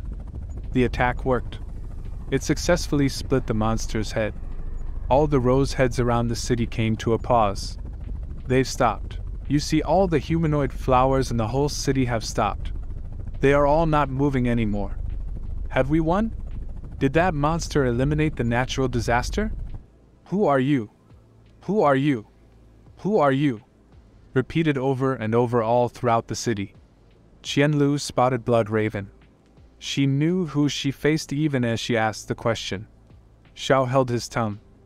Qianlu was in disbelief that Xiao turned out to be a monster also. She relaxed in his presence. The two of us don't have to fight. If we combine our strength, nothing on this planet could stand in our way. We can change this terrible world together. Qianlu presented her core as a peace offering. Item name: the core of the great obscenity. Item description: only those who have been recognized by the great obscenity can use this core. The power it releases is comparable to that of all of Mother Nature. Xiao was slightly tempted by such an offer. The two of us can cleanse this dirty world. Join us and we'll spread across this planet. We'll rise to the top of the highest mountain and travel the depths of the lowest valleys. We'll travel by river and meet the sea and spread throughout its depths.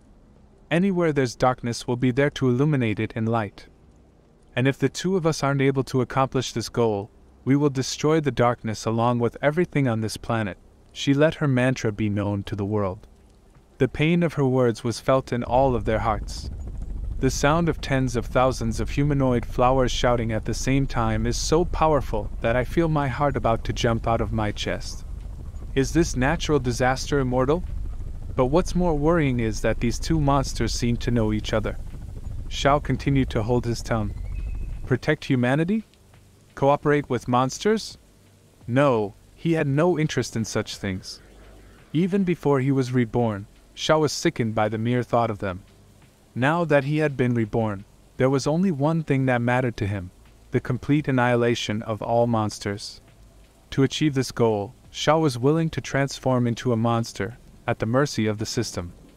All that matters now is acquiring the strength and power necessary to defeat every single monster that exists. Nothing will stand in his way, and Xiao would stop at nothing until every last one of them were eradicated. So you won't talk to me? Is ending this disaster all you care about? So we'll do it your way. Either you end me, or I end the world. Qianlu said it with pure joy. Her head exploded, sending vines directly for him. She entangled him, crushing him with all her strength. He retracted his gargoyle wings, and brought out his spider claws, slicing the vines apart. She instantly swallowed him whole, and Xiao exited through the back of her skull. He realized the brain didn't possess the target he was looking for.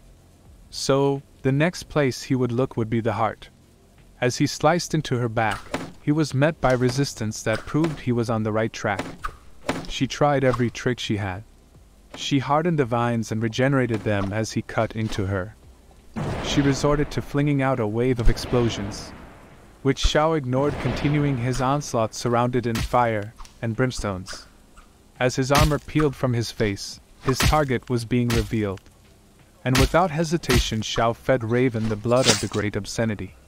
Qianlu's true body hovered in the air, a blade in her chest. I didn't expect you to succeed in breaking a rock with an egg yet again, Xiao Qiu. Xiao forced the blade through to the other side. He had spent all his energy accomplishing this goal. Qianlu gently caught him as he began to fall from the sky. She was stunned at how beautiful he was to her eyes. Mask couldn't hold a candle in his presence. Qianlu reassured him that the battle was over and he was the victor. She was living on the borrowed time that her power afforded her. Have we lost? Is the city doomed? The cameraman's face lit up in pure horror. A noise no one could mistake could be heard cutting across the sky. The whole city froze in its presence. It lit up the storm clouds, announcing the doom the city would soon face. A nuclear bomb streaked across the sky. The cameraman reported this to the world. The big shots at the Federation had decided to forsake Day City for the sake of the world. The Federation president begged for forgiveness. What have I done? It's true. They are completely heartless, willing to sacrifice not just some monsters like you and me, but also an entire city if it suits their purpose. What a callous disregard for life. At the very least, I'll make sure everyone sees what kind of people who lead the Federation truly are. This will be my final act before I die. With that, Qianlu calmly walked back into her giant amalgamation. The rose heads rushed to lend her their strength. She reached out towards the nuke, ready to meet it with a gentle embrace. As she did so, she transformed into Yggdrasil, the tree of life. The nuke was only moments from contact. People around the world held their breath. As the people of Day City prepared to die, Qianlu consumed the nuke, protecting the city as best she could. The roses that had been in the vicinity vanished in an instant. Qianlu did all she could to protect Xiao from the blast. She cocooned him in her strongest vines. The mushroom cloud blossomed as the impact spread across the city. The few people who were lucky enough to be shielded wondered if it was all over. The Monitoring Bureau confirmed that the energy source the natural disaster was emitting ceased to exist. Director Arthur spoke to the memory of Commander Jiang. "Old friend, Day City has been secured." As his honor jacket drifted to the ground. Did the natural disaster just protect the city from the nuclear missile on purpose? No way that's the case. You must have seen it wrong. Qianlu split open, showering the city with cherry blossom petals. The sight was truly beautiful. A little girl danced around in the flowers as her father worried for her safety. But as she made contact with the petals, nothing happened. The calamity was truly over. Xiao held Qianlu in his arms as she said her parting words. "I didn't realize that spring was this beautiful." As she reached up, she vanished into a sparkle of green dust. Monster's Path. Main task: destruction of the reincarnation of the Great Obscenity completed. Reward: Core of the Great Obscenity delivered. A green heart pulsed in Zhao's hand. He was shocked that he had obtained the heart of such an evil enemy and a dear friend. Without a second thought, Xiao equipped the heart of the Great Obscenity and vanished from Day City. People watching at home were ecstatic for the survival of mankind. Everyone was so wrapped up in their own celebration that no one noticed the rose heads reverting back to humans. Yan Sisi had been one of the rose heads this entire time. The people at home were shocked to silence by what they were witnessing. A few among them realized that even the people who were destroyed by the bombs were returning to life. The internet message boards filled with people arguing over the merits of whether the nukes should have been used or not. The next most popular topic revolved around the mask. The opinions ranged from being for the mask to people believing that humanity would always fare well without him. After the incident, the government cleared the internet of all traces of their crime against humanity. It didn't matter if it was a live stream or a news broadcast. All of it vanished without a trace. The big shots sat around the Federation headquarters meeting room in Star City. The topic of discussion was how they would seamlessly move forward from this incident. "Sir, we have controlled the discussion of the incident. But majority of the people in the world witnessed what happened in Day City. Because we used public opinion to condemn the mask. The public won't rest until we explain ourselves to them." The president sat there ignoring the whole lot of them. The vultures were at his door. How had he ended up in such a situation? He knew the members around him were plotting his demise. The president's right-hand man had an idea that would place the blame squarely on who was responsible for this incident. Even though everyone here agreed to use the nuclear weapon to exterminate the natural disaster, how has the mask got away with taking zero responsibility for this incident? Mr. Song? How can this be related to the mask? We have no idea where he's hiding. That's exactly the reason why this event is his responsibility. If he had been there, none of this would have happened. The world is paying a heavy price because of his choices. All those pointless sacrifices were because of him. He throws all of the sacrifices humanity made for him in our faces. And he dares leave without even saying goodbye, forgetting the world's generosity in an instance. So, the responsibility of what happened in Day City lay squarely on his shoulders. Everyone in the headquarters meeting room was left speechless by the line of logic presented. The president remained seated long after everyone had left, his second-in-command assuring him that he would take care of everything, down to the smallest details. In truth, the president wasn't worried in the slightest. A new player had emerged on the scene, and even if this pawn was only 1/10 as strong as the mask, it would still be enough to solve all of humanity's problems. The president turned his attention to the matter at hand, the Morning Sun Plan. His right-hand man explained that since Experiment 268 had been successful, the plan had been moving forward rapidly. There were numerous test subjects who, even without activating the new human state, were able to live stable lives for a long period of time. However, activating the new human state carried the risk of causing the body to rapidly enter into a state of collapse. Despite this, there was still insufficient evidence to determine whether the fusion of monsters and humans wasn't entirely feasible. If the mask was the one who saved humanity from extinction, then we will be the ones who elevate humanity to heights never before seen, he said confidently. When the power of monsters becomes accessible to all of mankind, we will be elevated to the level of gods. The battlefront against the monsters spans not just a single line, but an expansive area of up to 1 million square kilometers. In ancient times, this area was a part of Africa, South America, and even Antarctica, as recorded in the Dark Age. However, in the 100 years since humanity was nearly wiped out, the land has undergone terrifying tectonic shifts and collisions, compressing the natural processes that would have taken millions of years into a mere century. As a result, the landscape is almost unrecognizable, with towering mountains and newly formed bodies of water where there was once flat terrain. Before the arrival of the army led by the mask, there was no sign of humans on the front lines. Monsters that emerged from the secret realms had taken over the entire area. These monsters not only lived in their own cities, but also relentlessly attacked humans in other regions, resulting in countless casualties. There is a place even more dreaded than the front lines of the monster battle. It was a small city in the country once known as Thailand, but is now infamous as the birthplace of calamity. This is the very spot where all the horror and devastation began, and it was only thanks to Mask that humanity was able to set foot on this land once again. With his unstoppable methods, he compressed and twisted the demon's land like the wrath of gods, turning it into the front line between humans and monsters. From living day to day not knowing if they would survive, to making rapid progress, everything was made possible by this godlike man. Inside a dense forest blocked by mountains on all sides, 4 soldiers guarded the entrance to a portal. They argued about who would explain what happened to their captain. They all feared her response as she exited the portal. She had just cleared a secret realm with a demon boss of level 7, doing so while being rank 7 herself in only 30 minutes. The power of their captain Jiangling was amazing. No wonder she was known as a genius. Why do you all look so dumb? What's going on? Speak up. A natural disaster-level monster appeared in Day City. The incident was resolved, but your father, Commander Jiang, perished in the attack.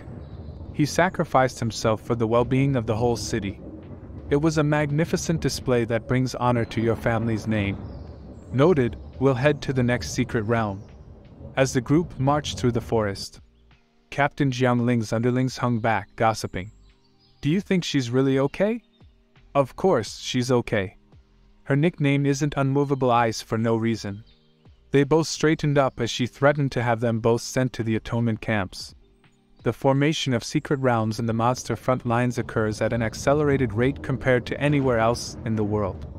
It is only through the efforts of Commander Jiangling's team and their high efficiency that the number of secret realms forming in a continuous manner can be kept under control. The stronger the team, the more secret realms they had to contend with, and her team was no exception. They were seriously worried for their captain, and one of them felt it was wise to accompany her into the secret realm, even though they hadn't fought alongside her in a long time. They didn't want their group to become her permanent cheerleaders. She didn't mind their concern, but could not let them doubt her skills. With her spear in hand, she walked into the dungeon alone, disappearing into the portal. Her team felt relieved as her presence vanished into the portal, and hoped for her safe return. As she traveled deeper into the dark cavern without facing a single monster, Surprise was clear in her eyes as she found them all slaughtered. It seemed a certain protagonist had relocated to a more secluded location, and was obviously putting great effort into achieving his goals. Captain Jiangling had never ran into a situation like this before. Out on the front lines you rarely ran into a pre-pillaged secret realm. It literally just wasn't heard of. And to make matters worse, the wounds on the monster were consistent with a single attacker. There was no way there was anyone else in existence just like her. She sensed killing intent and her reflexes put her on edge. But the attack never came. She knew the monsters responsible had to be nearby. She rushed to the sounds of battle and found a single individual taking on 3 street sharks. She couldn't believe someone at such a low level was able to handle their ground against such beasts. His combat skills were simply exquisite. She had never witnessed someone with fatal wounds hold their ground with simply skills alone. There was no way he was normal. It was obvious that the street sharks had seriously done a number to him. She decided to intervene, for there was no way he would last much longer. She landed with a lightning smash, forcing the stranger back. Jiangling wasted no time piercing the first street shark through the heart. She instantly relieved the second one of his head. Their insides looked just like tuna. Without his comrades, the third street shark stood no chance. She hit Xiao with a barrage of questions. "Where's your team? What's your name? Why are you here?" She realized instantly that the lights were on but no one was home. The next moment, Xiao was out for the count. This totally disappointed her. She was hoping for an ally she could respect. Instead, she gained another burden. The street shark gang wasn't going to put up with such disrespect on their turf. The whole family decided to come out and deal with the intruders. Jiangling wasn't impressed. Purple electricity started from the tip of her spear and spread across her whole body. And while her and her father may have had their problems, there was one thing they saw eye to eye. Monsters. All deserved to die. Her electricity arced outwards, spreading throughout the cave. Her team stood at attention, waiting for their captain to re-emerge from the portal. The newest member of the team was worried, but the others reassured him that she was probably just letting off a little steam. After all, her father had just died. They could all just imagine what the monsters inside were going through. They believed her personality to be very similar to the commander's. Even if they had power similar to the two, there was no way they could charge forward so bravely after losing a family member. To stand up to a natural disaster, knowing your life was surely forfeited, was seriously badass. None of them had such courage. The group hushed as the captain was returning through the portal. Captain Jiang returned with Xiao slumped over her shoulder. Her team wondered if he was a monster she found inside the secret realm. They had no idea they had hit the nail on the head. The group rushed Xiao to the closest army camp. Majority of the camps scattered across the front lines were relatively small, only servicing a few thousand people. There were larger camps, but they were few in numbers. Those serviced at any one time tens of thousands of people. Only 1/4 of the residents were professionals. The rest had ties to the military. You would think in such a world that professional healers wouldn't be too hard to come by. But in reality, there was a shortage of healers. There were barely enough to fight off the hordes of enemies as they invaded the world. Because of this, normal human doctors had plenty of work. Zhao's condition was stable at the moment. The doctor had no idea how a human could survive such trauma. His internal organs were all harmed to varying degrees. Even a professional should have a hard time surviving such injuries. It turns out he seemed to have a passive healing ability, the likes of which the doctor had never seen before. All Captain Jiang heard was this low-level professional is seriously strong. They had no idea why his body was saturated with low levels of radiation. But such radiation explained the scars on his face. The hospital's plans were to cordon him off because said radiation. They had no doubt he would fully recover. Between his innate healing abilities and their care, he should be discharged very quickly. But Army Camp N3's Supreme Commander Liang Jingye tossed the hospital's plans right out the window. Xiao would return with them. There was no need for him to remain in the hospital. The Supreme Commander was Jianling's mentor, and they wasted no time relocating to their headquarters. Back at the command post of Army Camp N3, the Supreme Commander began Jianling's debriefing.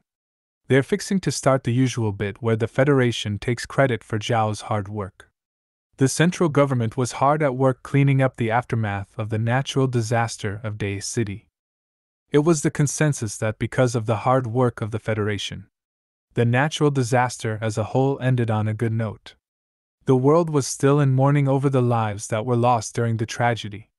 There were quite a few soldiers who perished during the incident, and everyone felt the need to honor that sacrifice. Jianling's father had died honorably. The Supreme Commander insisted that dying in battle was the highest honor for a warrior like them. One day, he too would perish in exactly the same way. He knew Jianling was private, so he took it upon himself to block the media's attention towards her. They were eager to get their hands on the children of Commander Jiang. But the world would have to do without such closure. The Supreme Commander insisted that now was the time for Jiangling to lay down the grudges she held against her father. After growing to such a level, he knew she understood that the choices her father made those many years ago, even she would make in her current form. After all, her hatred was really against herself, not her father. As he left, he decided to drop her a few hints. Cough, cough. He insisted Jiangling would be wise to learn as much about fighting and combat from her new friend as she could. For someone who could control that sword had to be very interesting. She hit him with 50 questions, but all she received in return was a cough, cough.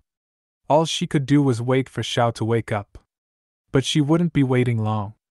For he woke with a start. He had no idea where he was. He most definitely wasn't used to being in such a vulnerable situation. But it turns out he wasn't the one with the fear. Jiangling took a few steps back and brandished her spear. Never in her life had she been threatened by the presence of a single individual. Xiao did his best to ease her worries. He wasted no time pulling the ivy out of his arm. She felt his actions to be strange.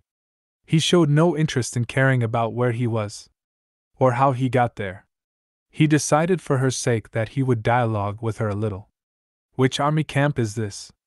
And 3. Are you the one who dragged me out of the secret realm? She introduced herself and expected him to reciprocate. He obliged her with his name. I'm Xiao Qiu. The news chose this time to irritate the both of them. The sudden disappearance of Mask is undoubtedly a display of irresponsibility. Mask relied on a large quantity of resources provided by the Federation to grow quickly, so he ought to repay the people of the Federation. If a calamity like the recent natural disaster occurs, Mask should be the first one there to suppress it. This is the only way he will ever live up to what the people of the Federation sacrificed for him. Yet Mask publicly turns his back on the outcome of the righteous trial held by the people of the Federation. And with this action throws the sacrifices of the Federation in all of our faces. Jiangling knew there was so much more you can gain from such a broadcast than the words spewing from the television. Someone was highly anxious, and was becoming seriously restless at the disappearance of the mask. She felt the mask was truly something special that the world didn't deserve. When he was present, the world threw all their problems at him. When he wasn't, the world treated him like a trash can, where all accountability was tossed. This army camp is my home, and you're welcome to stay while you recover. But I'm going to warn you now. If you pose any threat to my home, I will destroy you. If it came to it, I'm sure I can break your bones one by one. Xiao assured her that she was wrong. There was no chance that she would be able to beat him. This only excited her. She expected him to one day furnish her the opportunity to prove him wrong. She had wasted enough time making sure he was okay. It was time she got back to work. As she exited the room, her teammates went through the usual 50-question routine that their team seemed famous for. She responded, "Don't know." To each question they threw her away. And their questions were absurd at best. But some were truly off the rails. This group seemed to be top-notch Gossip Girl material. The only question she had a sure answer to was his name. He's Xiao Qiu. Putting such a name in the Gossip Girl's hands was surely a bad idea. It wouldn't be long before this group figured out exactly who Xiao was. As they watched their captain go, they knew they would need to be on their best behavior over the next few days while she calmed down. There was no way any of them wanted her fury to blow up in their face. As Xiao exited the room, all he knew was that Jiangling mentioned that she was getting back to work. And he would bet all his money, which was none by the way, that she was headed to a secret realm. He looked to be in a terrible state, but in reality, his new heart was pounding with the anticipation of slaughtering monsters. He knew in his current state all he needed to do to recover was to absorb the vital energy of the monsters he'd kill. One of her teammates tried to warn him that he was being reckless. And besides, it was against the rules for him to enter a secret realm without a team. The others insisted that he let him go. If anyone wanted to deal with the secret realms, then by all means that person was a friend indeed. The Supreme Commander chose the perfect time to appear. The stickler for the rules thought the Supreme Commander would be on his side. He explained that he felt that most rules only led to the death of people. And he felt that rules were best when they served the populace. And there's no way you can disagree with me, the Supreme Commander of this army camp. The group snapped to attention. They were behind him fully. The stares between the Supreme Commander and Xiao surely had a deeper meaning. It was highly likely that the commander knew exactly who he was. He ordered Jiangling's group to split up. 2 of them should follow Xiao, and the rest would continue on with their captain. Jiangling waited patiently for her team. She was eager to get back to the battle. The half of the team that would continue accompanying her rushed to her side.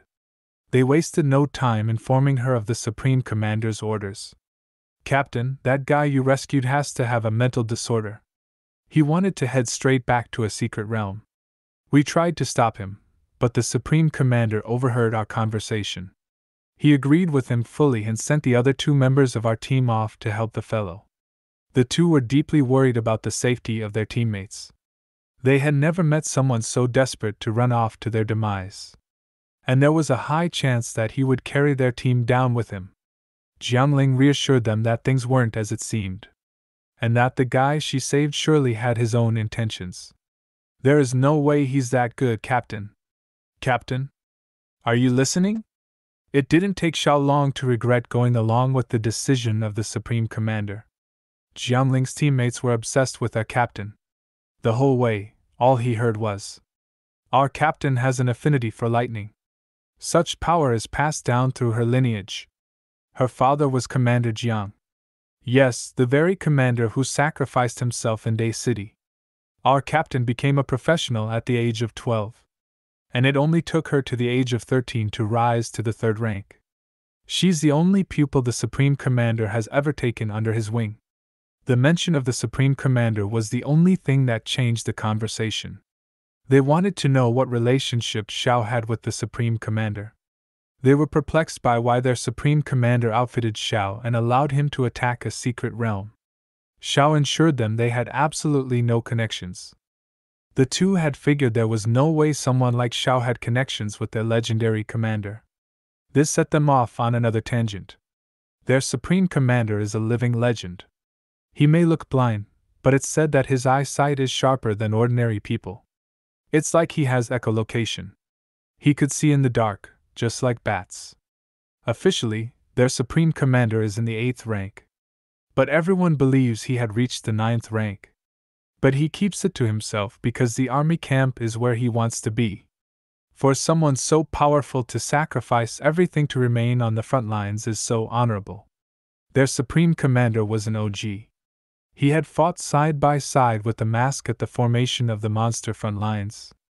Their Supreme Commander was part of the reason why humanity survived the monster invasion. He's one of the reasons the repelling monster front lines even exist. Xiao remembered those days fondly. He couldn't pinpoint exactly how long ago that was.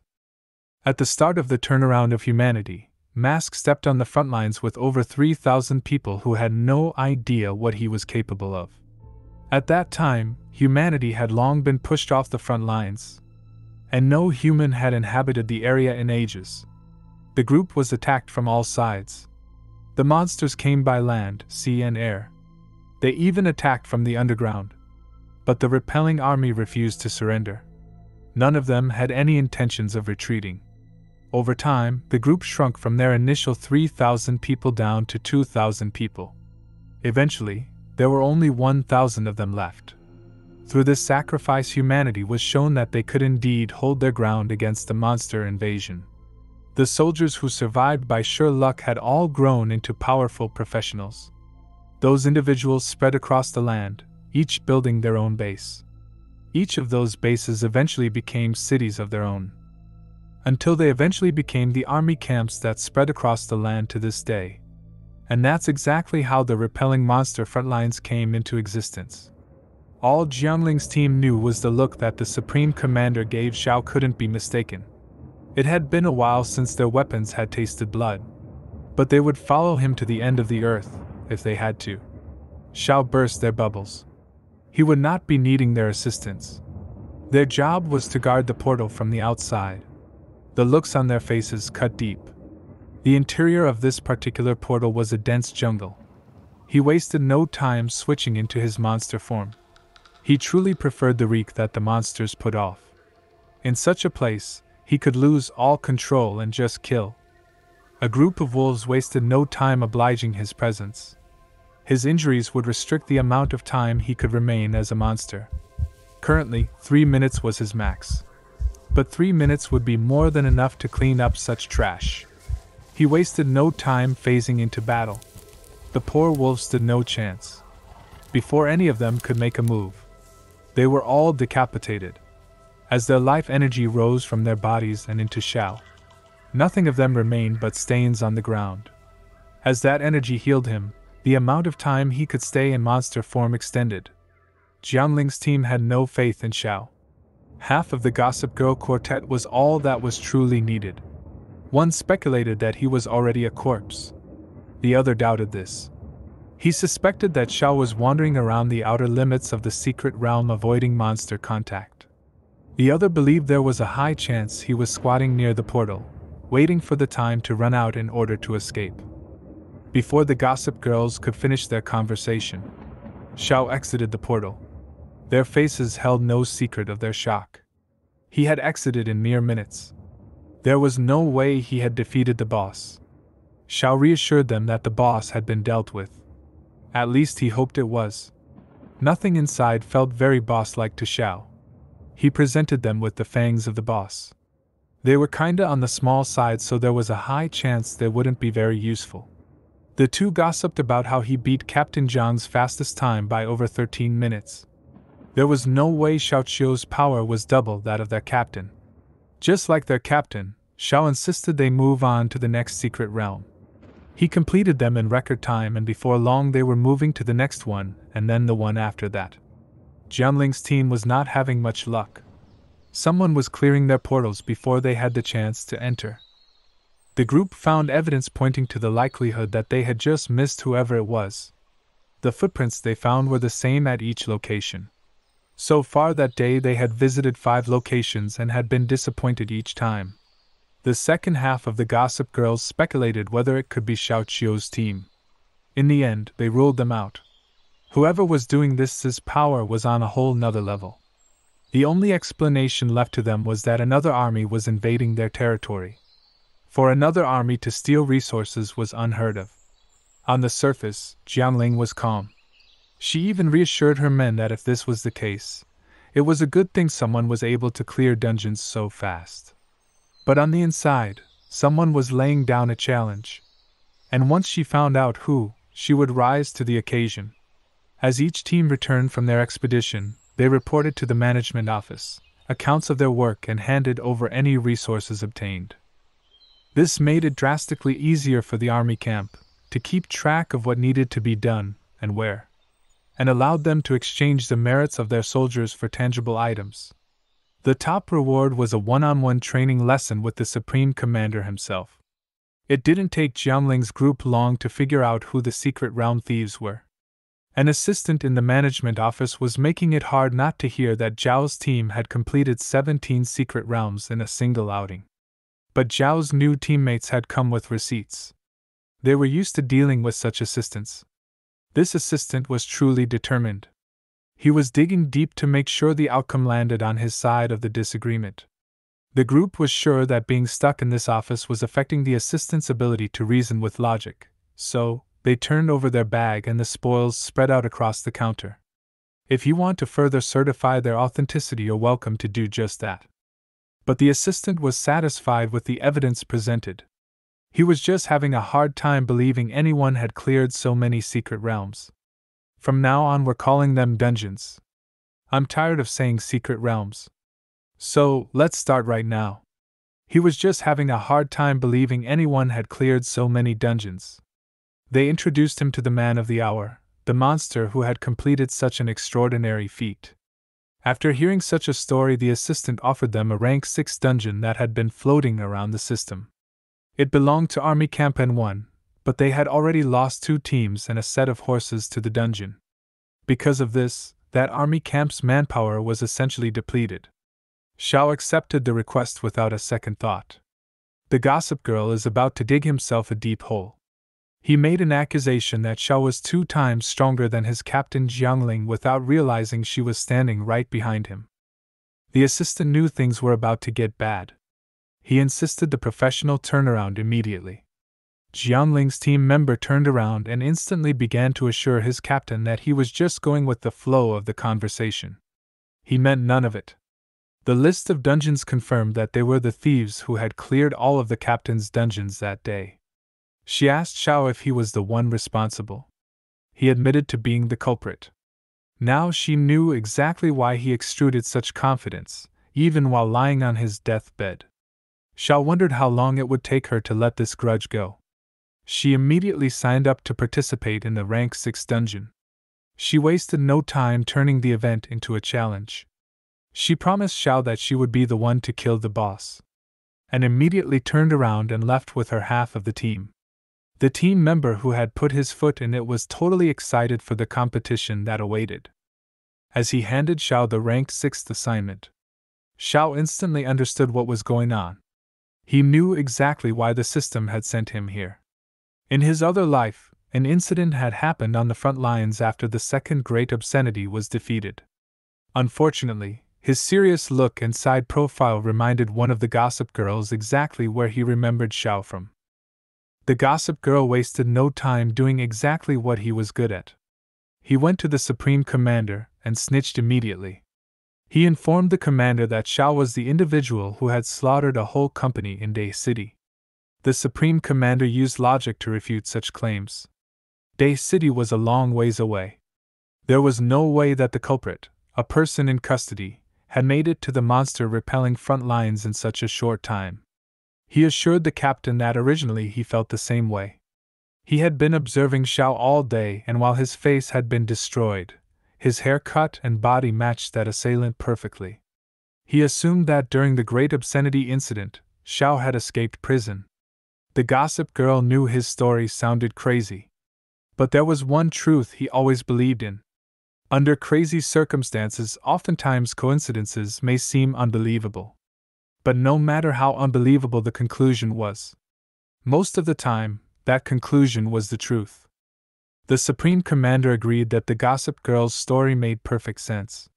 He would investigate the situation immediately, and at the rank 6 dungeon at the fork in the river he would confront Xiao about such claims. Too bad the gossip girl thought this situation would lift him up. I really don't see that being the outcome. The next day, the full group stood in front of the portal at the fork in the river. Jiangling's team begged her to allow them to enter also. They used all kinds of dumb logic to accomplish their goals. But Jiangling knew their real goal was to protect her. She thought all their excuses were super lame. But since her men cared for her so much, she gave in. But she made it very clear that they were not to interfere in the competition. This was a one-on-one battle and she wouldn't have them getting involved. Xiao felt Jiangling was a bit much. Her presence was seriously becoming bothersome. The gossip girl was seriously worried. The Supreme Commander had promised to confront Xiao before they entered. Him not showing up didn't bode well for what awaited them inside this dungeon. The dungeon they entered seemed to be a long underground subway tunnel. One of the gossip girls put his sensor abilities to work. All the readings returned normal, so the group shouldn't have any problems proceeding forward. But the others were seriously worried that fighting would be difficult in such a confined space. There was nowhere to take cover or retreat to. Strategically, this dungeon was a bad location. Something ominous headed their way.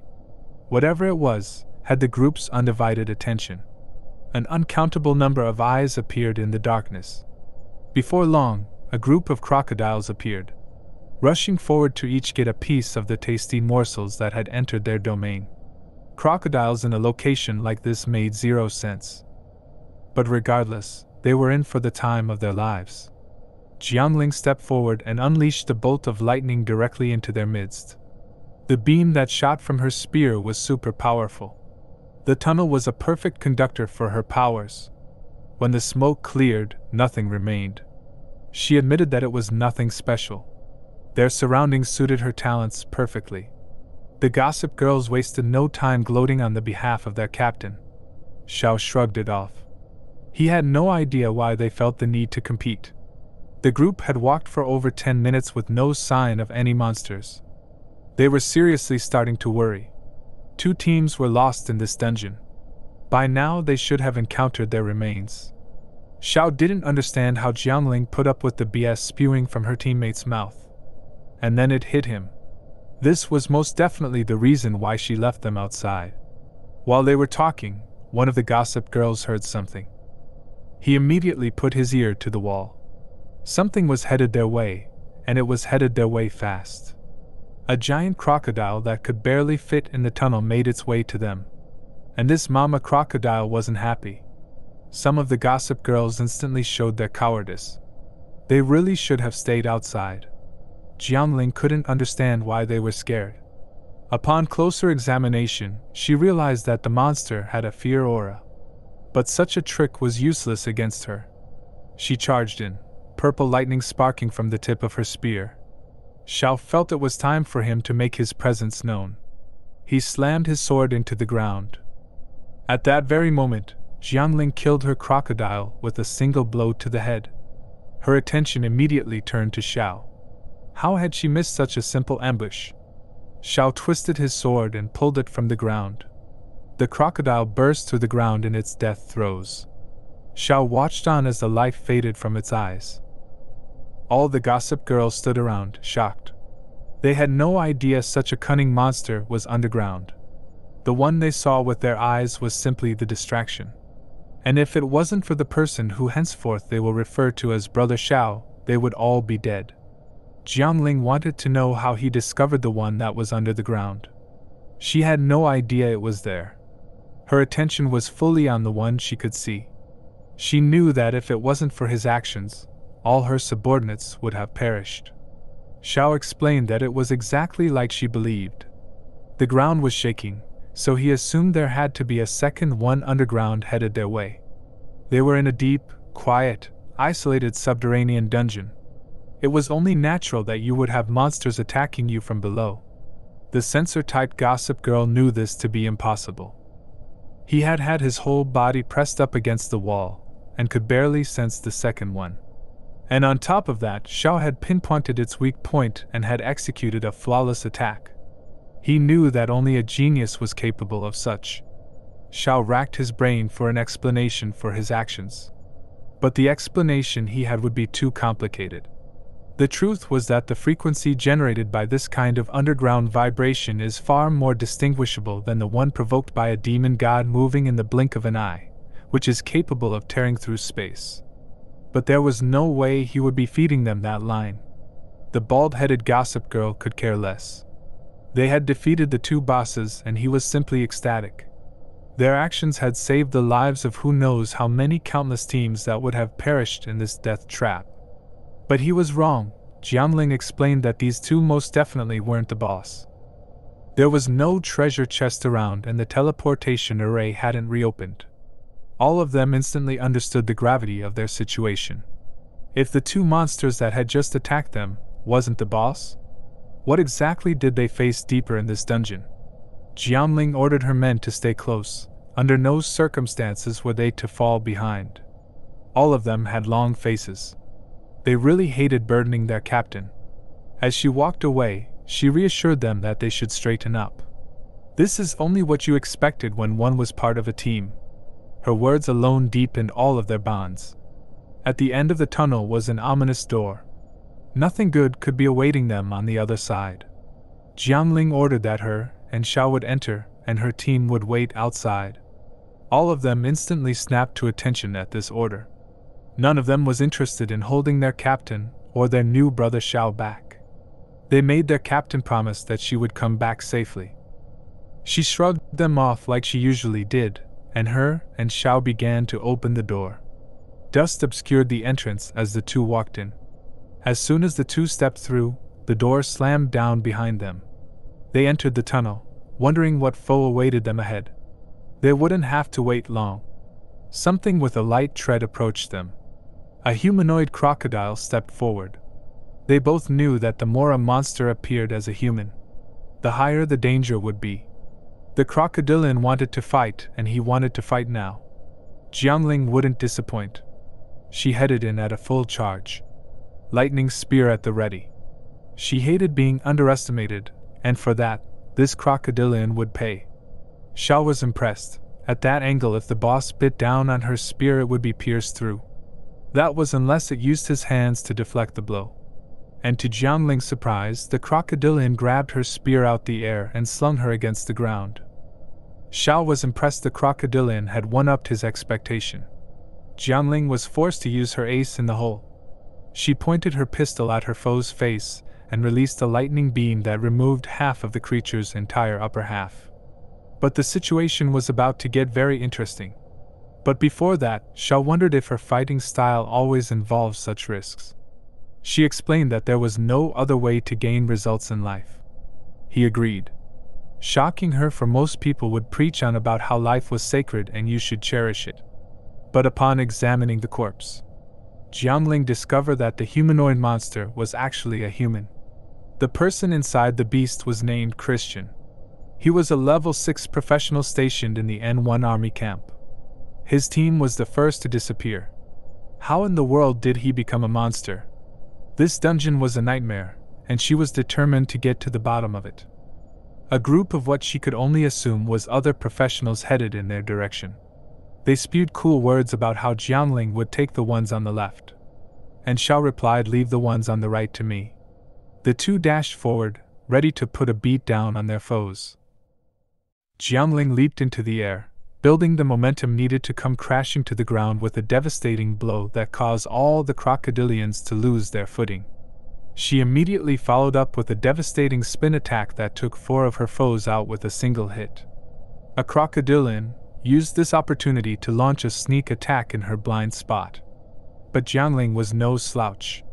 She blocked his blow and stabbed him through the gut, as purple lightning bolts rained down all around her. Her attacks were seriously devastating. The former human professionals had gained great strength and agility from becoming monsters. But the side effect of losing their intelligence countered all gains. In the end, they were just harmless monsters. Jiangling noticed that Xiao was taking just a tad bit longer to finish his enemies.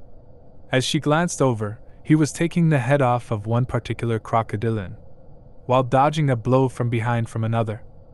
He wasted no time finishing his second foe as he turned around and unleashed a barrage to bring his battle to a conclusion. Jiangling was meticulous when it came to her job. She had verified that every single one of the crocodilians they had just slain were each one of the missing professionals from Army Camp N1. The remaining crocodilians guarded an altar, their ancient and primal instincts urging them to protect the sacred space. Jiangling understood that there was a high chance that they were going to summon something deadly.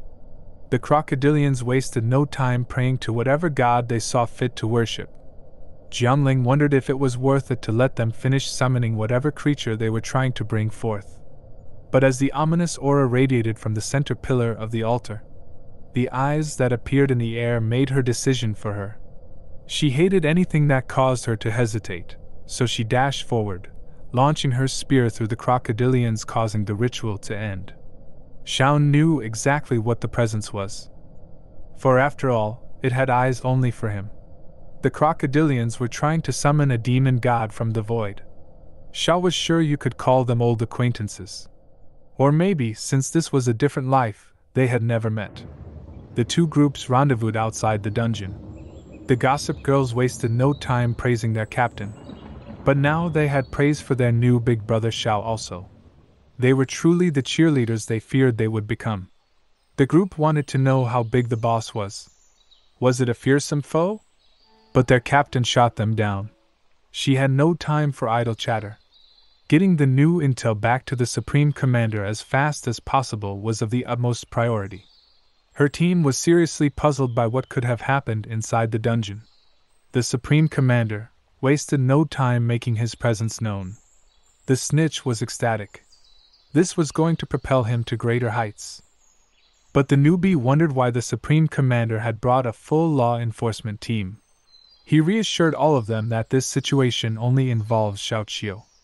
Or should I call you the perpetrator of the Day City massacre? The gossip girls instantly jumped to their 50 questions a minute routine.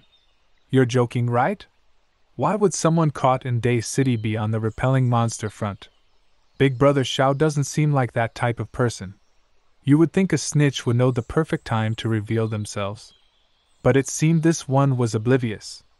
His captain looked at him with disdain. Xiao wasted no time admitting it. He was that very same Xiao Qiu. And the snitch felt vindicated. His analysis was spot on. Xiao wanted to know if their intentions were to arrest him and transport him to Star City.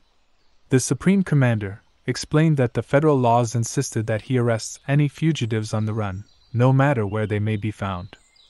And the atonement camp was the only place suitable to keep a criminal.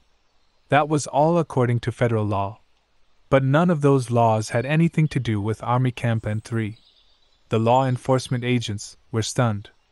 The Supreme Commander went on to explain that in the same circumstances, he would have likely made the same choices. Actually, that's not true. I would have burned that entire building to the ground. He went on to explain that if everyone was like Xiao, this world would be a much better place. And that this was the end of this situation, and no one would speak of it farther. Otherwise, he would have to invite Xiao to leave his army camp. Jiangling asked her mentor for a sidebar. Her teammates wondered what was going on. They had never seen her so anxious. They could ask Xiao, but after what one of their teammates had just done to him, they thought better of it. Jiangling explained what had come of all the team members who had perished in the dungeon. And above all else, she relayed the information about the altar with the ominous presence. She inquired whether the Supreme Commander knew anything about such altars. He explained that it was the altar of a monster god. She was stun-locked. She had no idea monsters had gods. There are countless teams just like yours on the repelling monster front, who clear out dungeons every single day. And tens of thousands of dungeons are cleared out every single year. And with all that, humanity hasn't made a single bit of headway. We're nowhere near ending this conflict. Do you ever wonder why that is? It's because of the source. Our actions are simply a waste of time. We are only dealing with the symptoms of the issue. If we continue to blindly throw ourselves at the dungeons, nothing is truly ever going to change. Humanity needs to focus on extinguishing the source of this problem, or this war will rage on forever. And the monster gods. Yes, Jiangling, the monster gods is the source. Or more precise, they're the owners of the altars you saw in the dungeon. The monster gods are powerful beings who live outside this world. The calamities paled in comparison. These beings sit in the infinite world and call themselves gods. Some believe the reason the repelling monster front has so many dungeons is because it's closer than any other point on Earth to the location where the monster gods reside. A tiny bit of their aura is all it takes for dungeons to endlessly appear in our world, and the great calamities are nothing more than a fart on the wind for them. If all this was true, Jiangling didn't understand what was the point of all her toiling and hard work. But don't think humanity is a helpless babe in their presence. We've killed our fair number of gods. Or should I say, one particular man has killed his fair share of gods? Jiangling knew her mentor was referring to Mask. Finding an altar is the first signs that a wave of destruction is headed our way. A literal sea of monsters. I hope I'm wrong, but such signs foreshadow a monster god awakening from its slumbers. A sea of monsters will cause all dungeons to burst, and from them a wave of monsters will spread out. In a blink of an eye, all the progress that humanity has made will be washed away. The last time such an event happened, Mask was here to limit the toll humanity had to pay. Without him, who knows how big a price the repelling monster front would have to pay. Going forward, humanity's strategy would change. The professionals would stop clearing out dungeons in preparation for what was to come. And the Supreme Commander was worried exactly what that would be this time around. He ordered Jiangling to rest. She couldn't continue on like a machine. After all, in these times, any day could be her last. Jiangling tried to explain to her master that she didn't need rest. But he changed the subject. The Supreme Commander ordered them to take Xiao with them as they delivered the news throughout the army camps of the repelling monster front. With a smile on his face, the Supreme Commander ordered that since Xiao may be recognized, that they should prepare a disguise to cover his features.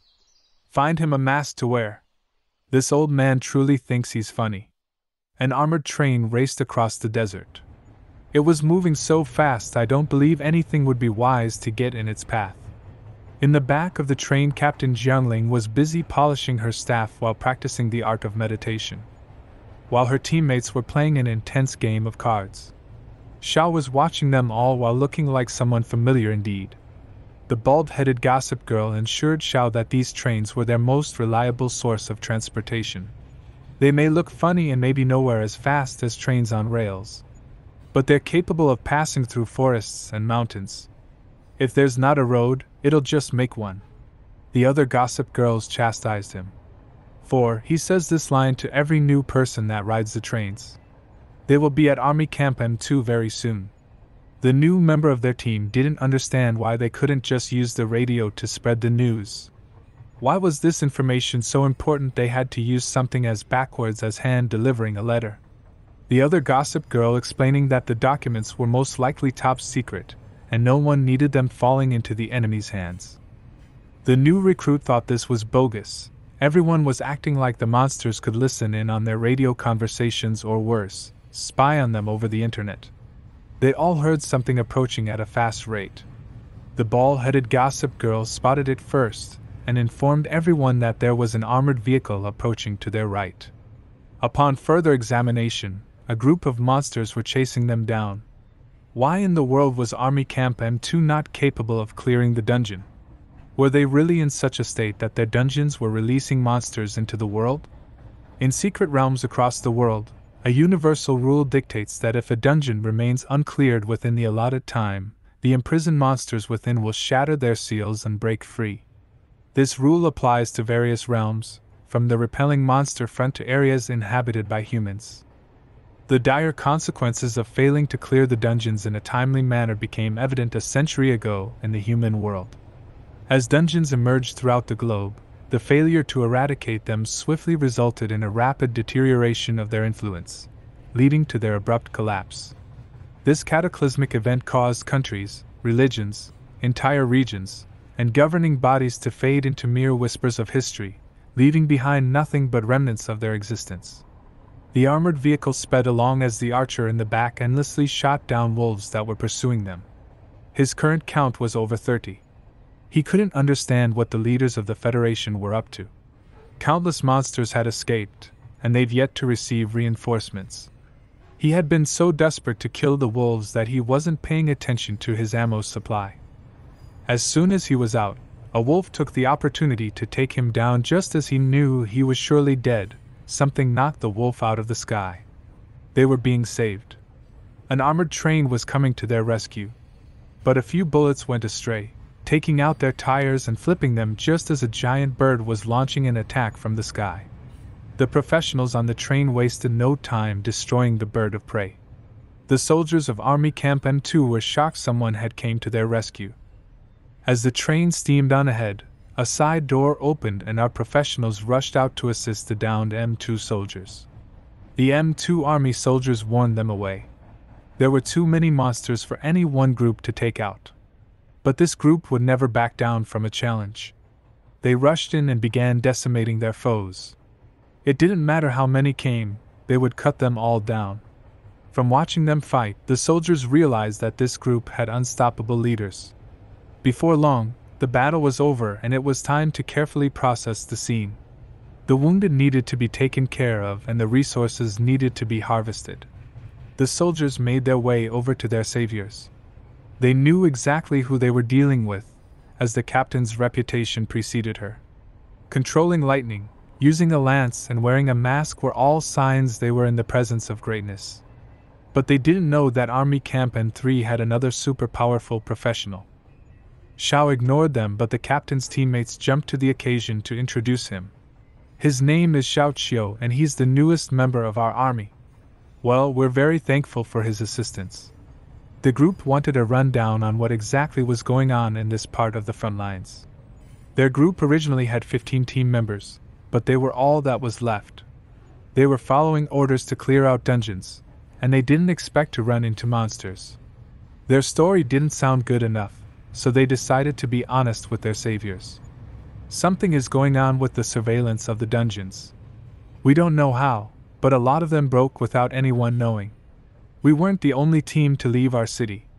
Our camp is truly in trouble if those other teams ran into hardships similar to ours. Jiangling requested more information about the dungeon seals being broken. As I'm sure you are aware, the rate in which dungeons have been appearing has increased significantly recently. And it seems some of those dungeons have already failed. Truthfully, we did know that a few of the dungeons weren't very stable at all, but for so many to break so soon, it's just too much for us. This turned Jiangling's mind towards the Sea of Monsters. Was this truly a precursor to that event? They had only visited 5 camps so far, and Jiangling couldn't believe that things had deteriorated to this degree. Captain Jiangling had a bad feeling about Army Camp M2. They needed to get there ASAP. At Army Camp M2, 2 lookouts were discussing the going-ons of the camp. In the last 2 days, over 30 teams had left, but so far, only 10 had returned. Everyone was truly worried for the safety of their comrades. Everyone knew there was a high possibility that they might be in the next group to head out that would never return. Their conversation would have to be put on hold for a later time, as it seemed the camp had company inbound. But as the lookout was signaling the train, the unthinkable happened. The train plowed headlong through the wall of the army camp. A dead professional was launched out the side, dagger still in hand. A locust humanoid emerged. Army Camp M2 was being invaded. A horde of beasts rushed out of the cargo hold and immediately attacked anything in sight. It was literally a plague of locusts. Before long, the army camp was being set ablaze. The locusts were everywhere. The leader stood on the train and watched the city burn around him, the whole time chirping orders to the others. Before they had even arrived, Captain Jiangling suspected the camp was under attack. It truly didn't make sense. It had been a long time since monsters were so bold that they attacked army camps directly. But the times were changing and they were changing fast. She feared that the camp's commander had already succumbed to the horde of dungeon monsters. In these times, a 7th-ranked professional would hardly be enough. Even a 9th-ranked professional might even succumb to such pressure. To her displeasure, she wasn't proved wrong. The camp was already in the process of burning. SOS signals were being sent out in all directions. They needed help and they needed it bad. But before the train could get them into range, the news of the death of their commander and the fall of Army Camp M2 was broadcasted over the radio. The camp was burning at an alarming rate. Who would have thought Army Camp M2 would fall? The captain knew that this wouldn't be the last army camp to fall. She ordered them not to change their direction and to keep moving towards the camp. In times like this, rescuing as many people as possible was of the utmost importance. The M2 soldier couldn't believe this was happening. Their problem started the day those big wigs decided to disregard everything that the masks did for us, forcing him to retreat to who knows where. These monsters are truly acting like the mask isn't here to hold them accountable. Everybody on the train had a long face. The bald-headed team member felt it was his responsibility to lighten the mood. He had noticed something real cool. Zhao's build and silhouette was very close to that of the mask. And with the mask on, It was uncanny how much he resembled the legend. Now that you mention it, his silhouette isn't the only thing that looks like the mask. You're right. He's literally the masked doppelganger. They asked Xiao if he was truly the mask, without a hint that he wasn't being serious. He replied yes. I am the mask. For a moment, everyone stood still. And then they all laughed at such a great joke. They asked for his autograph and made him promise he would meet their family members. The captain was the only one that truly believed his words. She insisted they would have to see if he truly lived up to his name. As they got closer, the culprits of the downfall of the army camp came into view. A swarm of locusts were headed in their direction. They were chasing a group of survivors pleading for help. The captain wasted no time lighting them up with her pistol. And without a second thought, she launched her javelin. It pierced through a few of them before it exploded, taking out so many, the rest retreated. The soldiers sat down exhausted and relieved. They immediately showed their gratitude. If it wasn't for this group of professionals, there was no doubt they would be dead. The captain still held on to a sliver of hope for the army camp. She asked the group of survivors for an update on its situation. They assured her that the camp was completely gone. Everyone there was dead, even their commander. Army Camp M2 now belongs to the monsters. He told them about a locust, just like the ones in the sky. But this particular one was humanoid. It literally walked up to their commander and ripped his head off. And after that, it held on to his head like it was a trophy. The lead soldier begged them not to head any closer to the camp. The commander knew something was off the moment she laid eyes on these three. For starters, what soldiers fall to the ground the moment they're saved, while civilians still stood on their feet. As he continued to inch closer to persuade her not to go, she pointed her spear towards his neck. She explained that this group were convicts from the atonement camp. The three were shocked. Her teammates tried to talk her down at a time like this. What did that truly matter? They continued to lie directly to her face. But she explained that she knew that they had killed the professionals escorting this group of civilians. For one thing, none of them could even hold their weapons appropriately. The leader was missing the tip of his ear. It was most definitely a bullet wound he received while killing the true escorts. At this, the two retards in the back attacked. They lost their heads before getting in range. You think the leader had sense and was running away. But instead he was looking for hostages to save his life. So Xiao parted him of his head. The M2 soldiers were amazed by her deduction skills. They had wondered why they didn't recognize the three. It was time for them to head out. There was truly nothing left for them to gain by heading to the camp. But it turns out they had a bigger problem. The train's boiler had burned out. They had stressed it too much to reach this location as fast as possible. One of the civilians raised her hand. She could fix that problem in a jiffy. And she was true to her word. In a blink of the eye, she had the train back up and running. There was no doubt they had a high-level mechanic on their hands. But she explained that she was only a student and all of them were the true high-level individuals here. Her name was Evelyn Clark and she strived to become the best mechanic ever. But if it wasn't for the skills of Evelyn Clark, they wouldn't be back on course hurtling across the sand bound for their next destination. If only the group could come to a decision on exactly where that was. The first step in the process of deciding where to go next had already been completed. Everyone had fully given up on Army Camp M2. There was nothing left there but death. The more distance they put between them and it, the safer they all would be. They had two choices moving forward. Their best options were Army Camps L4 or Y5. The closest camp also turned out to be the one with the higher risk. The survivors on board the train insisted the monsters had launched their attack from the direction of Army Camp L4. In order for them to make it to that particular army camp, they will have to pass near the north gate of M2.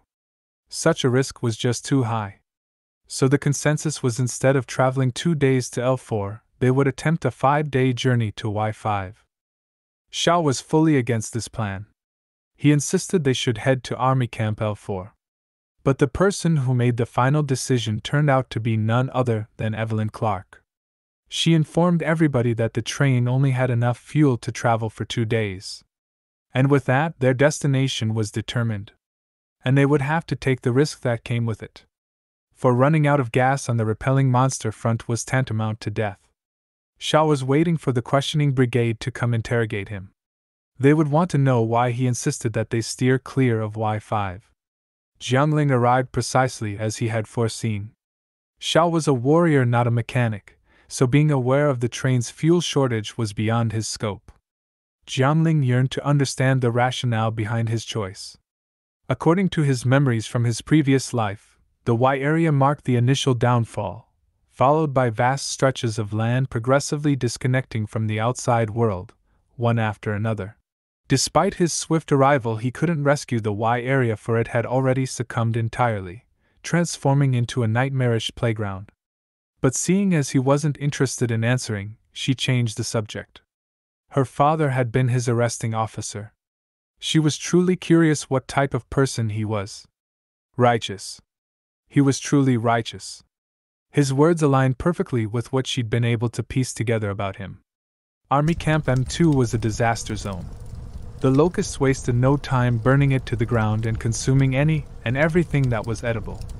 The humanoid locusts' underlings were relentless. If he didn't teach them manners, who would? As he read his paper, signs of humanity came to his ear. Captain Jiangling's train was not doing a good job being discreet.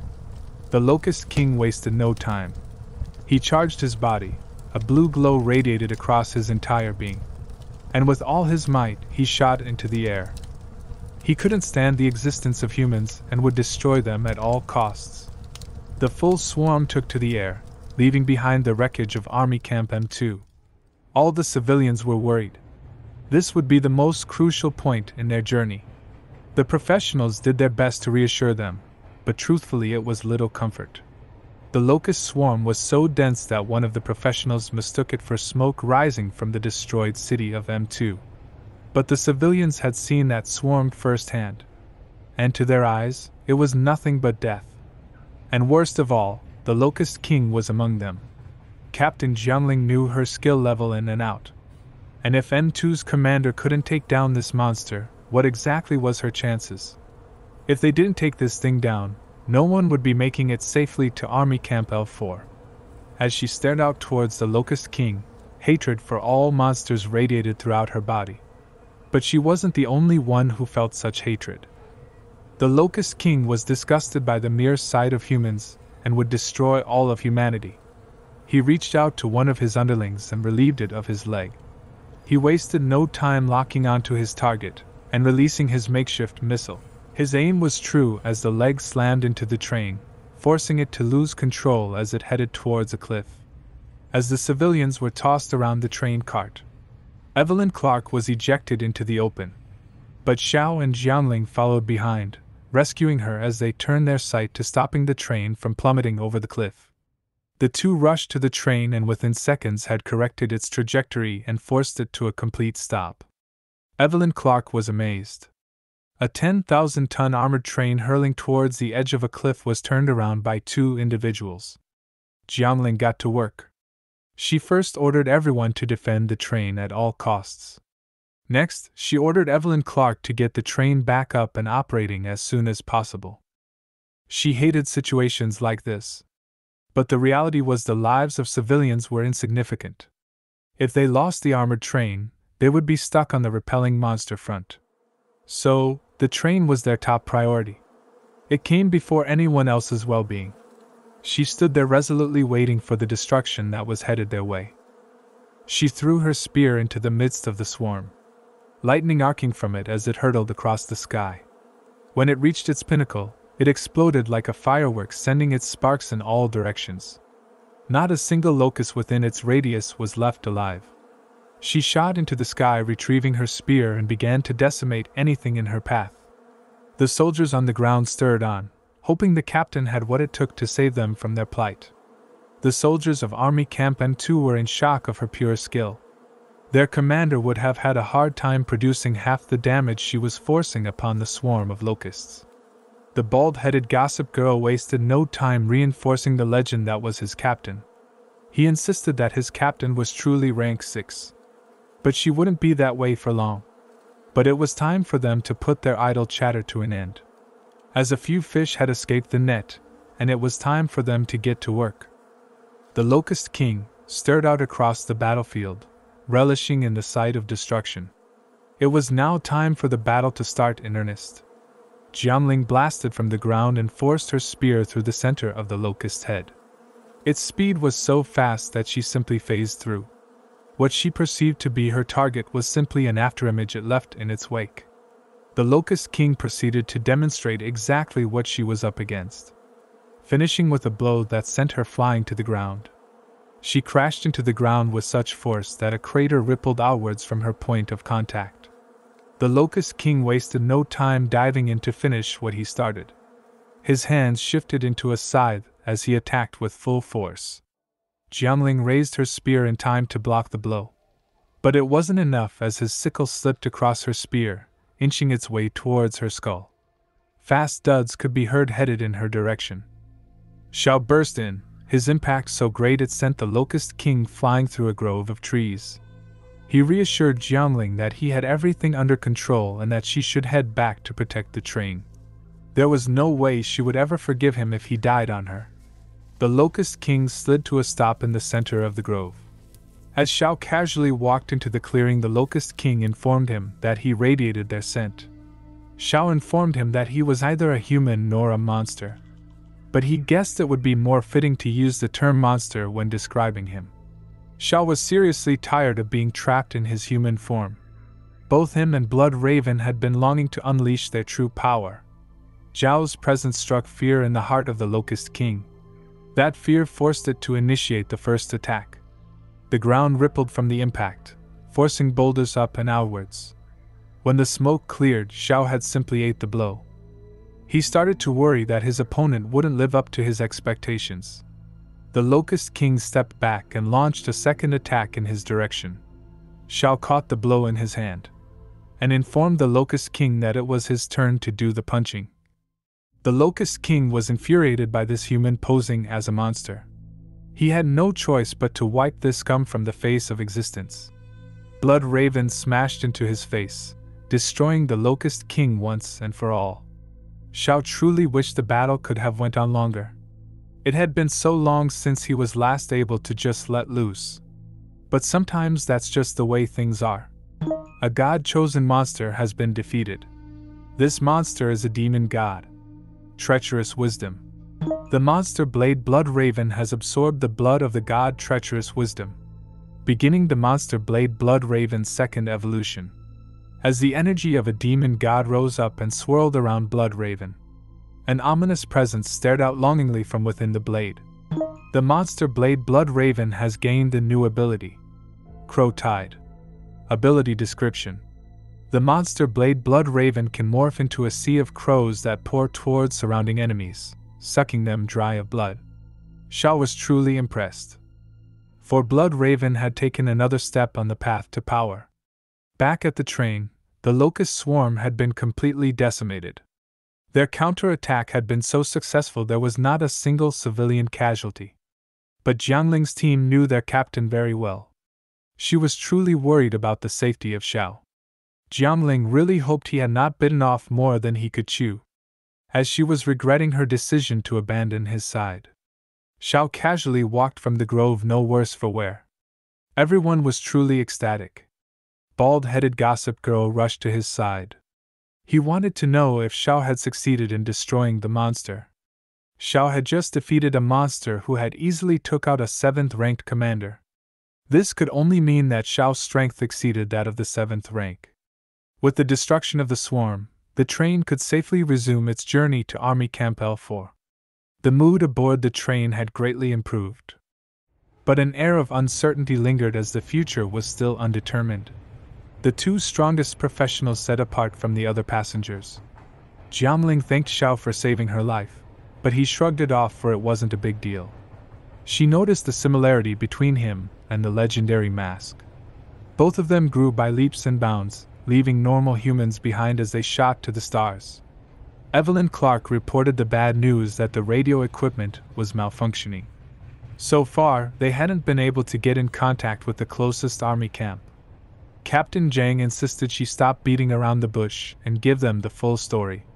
She believed something or someone was blocking their radio signals. Not only were they not able to send signals, they couldn't receive them either. They were now isolated from all of humanity. An island floating in an ocean of nothingness. Xiao's system was giving him a daunting task with a reward that was equally frightening. Monsters Path. Main task. A sea of monsters. Task description. The descent of an unprecedented sea of monsters is imminent on the repelling monster front. Every last corner will be scorched by a war led by the monster god himself. Task objective. Exterminate the sea of monsters. Task reward. Partial evolution into a demon god. Xiao wasn't sure such a path was something he was interested in taking. As the next day rolled around, the train finally received a transmission from Army Camp L4. Evelyn Clark was sure there wasn't a signal yesterday. Captain Jiang believed her and felt something nefarious was afoot. Evelyn Clark wasted no time explaining their situation to the army camp. They had received her signal and advised them to make their way to Army Camp L4 post-haste, and they would receive protection upon arrival. The news was a blessing to the train. As their fuel supply was severely depleted, they would have no problems refueling and deciding their next course of action moving forward. Everybody aboard the train was ecstatic. L4 will be a safe place for all the civilians to start a new life. And the soldiers were very much looking forward to some R&R. But before their new hopes and dreams could settle in, another message came over the radio receiver. It informed them not to trust Army Camp L4, and that the army camp had been taken over by monsters. Everyone was stunned by this. Up until now, none of them had ever seen an intelligent monster. But the captain disagreed. In recent days, she has seen plenty of signs of this. The crocodiles and their ritual totem, and the Locust King's Trojan horse. At the very least, those were two signs of monsters imitating humans. The captain took over the radio. She insisted the whistleblowers give them more information about the army camp. They explained that they were survivors of Army Camp L4. 2 days ago, a large number of monsters overran the camp. The monsters that attacked them were intelligent, and used trickery and deception to enter the camp. Because of this, their commander and 3/8 rank professionals all perished. They insisted that they should not believe Army Camp L4. They had set up a temporary camp northeast of the army camp, and passed over the coordinates so the train team could reach them. After such news, the captain felt it best not to talk over the radio any longer. And the choice was most definitely a good one, seeing as how whoever on the other end was desperate to get in contact with them. They continued to transmit over and over, begging for them to respond. This was a tough decision. There was no way of knowing who was telling the truth. Everybody on board the train had their own opinion. Some believed the temporary camp story, and some believed they were the monsters. In the end, the captain asked Zhao's for his thoughts. His opinion was they were both lying, and there would be a trap at either location. In his past existence, the rapid downfall of the repelling monster front was attributed to certain monsters being enlightened by the deceptive wisdom of the demon god. This enlightenment bestowed upon them intelligence and cunning that rivaled those of human warriors in every aspect. Guided by the crafty god's chosen ones, the monsters unleashed havoc. They adeptly disguised themselves, deceived humans, and even enslaved them, turning them into their obedient followers and compelling them to commit countless crimes. Humans, who had never regarded monsters as intellectual equals, were taken by surprise and gradually lost control over vast territories. Land after land slipped from their grasp, leaving them at a disadvantage. Xiao didn't understand what was going on. The circumstances of events in this life were starting to deviate severely from that of his last. In his previous life, Army Camp L4 should have held on a bit longer. In that life, they were a beacon for all of humanity. There could only be one reason for this. Because Xiao had chosen the monster's path, he currently wasn't in the void putting a beat down on the demon god treacherous wisdom, which meant it had extra resources to spare. drastically escalating the circumstances of this war. For a second, he doubted himself. Were his actions making things worse? But then he remembered the end of his previous life. Nothing he did could make anything worse than the extinction of all of humanity. Being short on fuel forced the occupants of the train to make hard decisions. In this case, the group was forced to rendezvous with the survivors at the temporary camp. To everyone's surprise, the campsite was indeed built by humans, and the survivors of Camp L4 came out to greet them. But that's where all the good news ended. The monsters had turned the whole camp into their puppets. They had been given a deal they didn't refuse. If they turned traitor against humanity, they would be allowed their freedom. The group lured unsuspecting travelers into their trap, and once captured, they would be delivered on a silver platter to Army Camp L4. Unlucky for them, Xiao didn't tolerate traitors. He unleashed Blood Raven's new attack, slaughtering them before they can even move. They cleared out the entire camp, but in the process lost 4 members, and Evelyn Clark took it to heart. If she hadn't brought them along to help her collect goods, they would still be alive. None of their words could stop her from holding this guilt in her heart. We had heard stories of humanity turning against each other during the Dark Period, resorting to deceit and conspiracy in order to survive. Yet I never imagined that I would personally experience such a day. After gathering supplies from the campsite, we held a discussion and ultimately decided to make our way towards Army Camp A1. It served as a fortified core of the repelling monster front, surpassing the strength of Army Camp L4 and being akin to the front's capital. If even this camp were to fall, it would signify the dissolution of the repelling monster front altogether. Another cause for concern lies in the situation of my mentor and Army Camp hashtag. Based on our prior experiences, Army Camp hashtag should be relatively distant and untouched by the encroaching sea of monsters. But who truly knows for certain? The hashtags are there to protect the identity of her camp in case she's captured. Jiangling wouldn't want sensitive information from her logs falling into the wrong hands.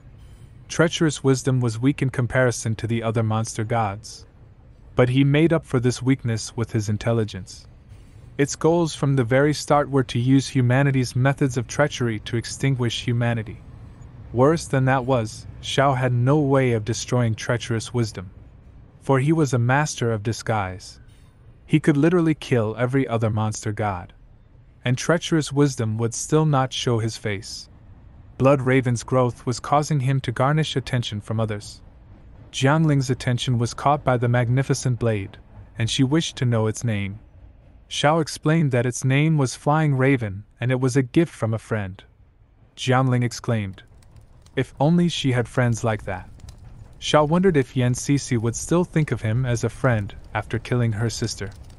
Xiao had experienced countless situations where his strength had caused him to betray his friends in the pursuit of justice. It was best for him not to let his mind linger on such subjects, as you were rarely ever able to change their outcomes. The situation in the repelling monster front was drastically deteriorating. As they traveled to Army Camp A1, they were flanked on all sides by beasts headed in the same direction. On one side, a horde of walking beasts of every species could be seen trudging through the desert, and the sky was filled with countless flying mobs.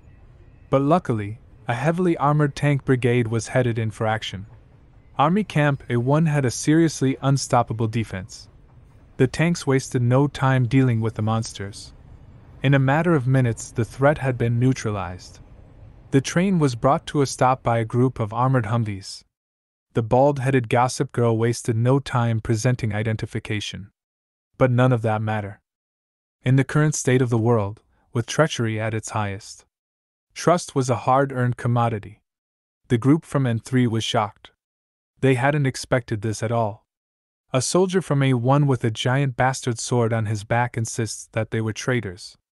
They tried to explain that they had gone through so much to get to Army Camp A1. But after all, that's exactly what a traitor would say. It turns out the circumstances were just bad.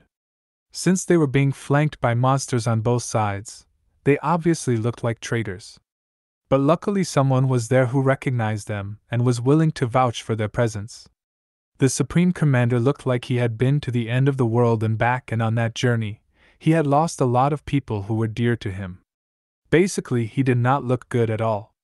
The group was transported to Army Camp A1's quarantine facility. The Army Camp's prison was literally given a fancy new name. The prison/redemption camp had been modified to secretly store suspected human traders from the outside world. The facility was quietly quarantining a large number of outside survivors. In Army Camp A1's eyes, if they are able to filter out the traitors amongst the true comrades, imprisoning their future friends would still be worth it. The Supreme Commander spoke to Jiangling through prison bars.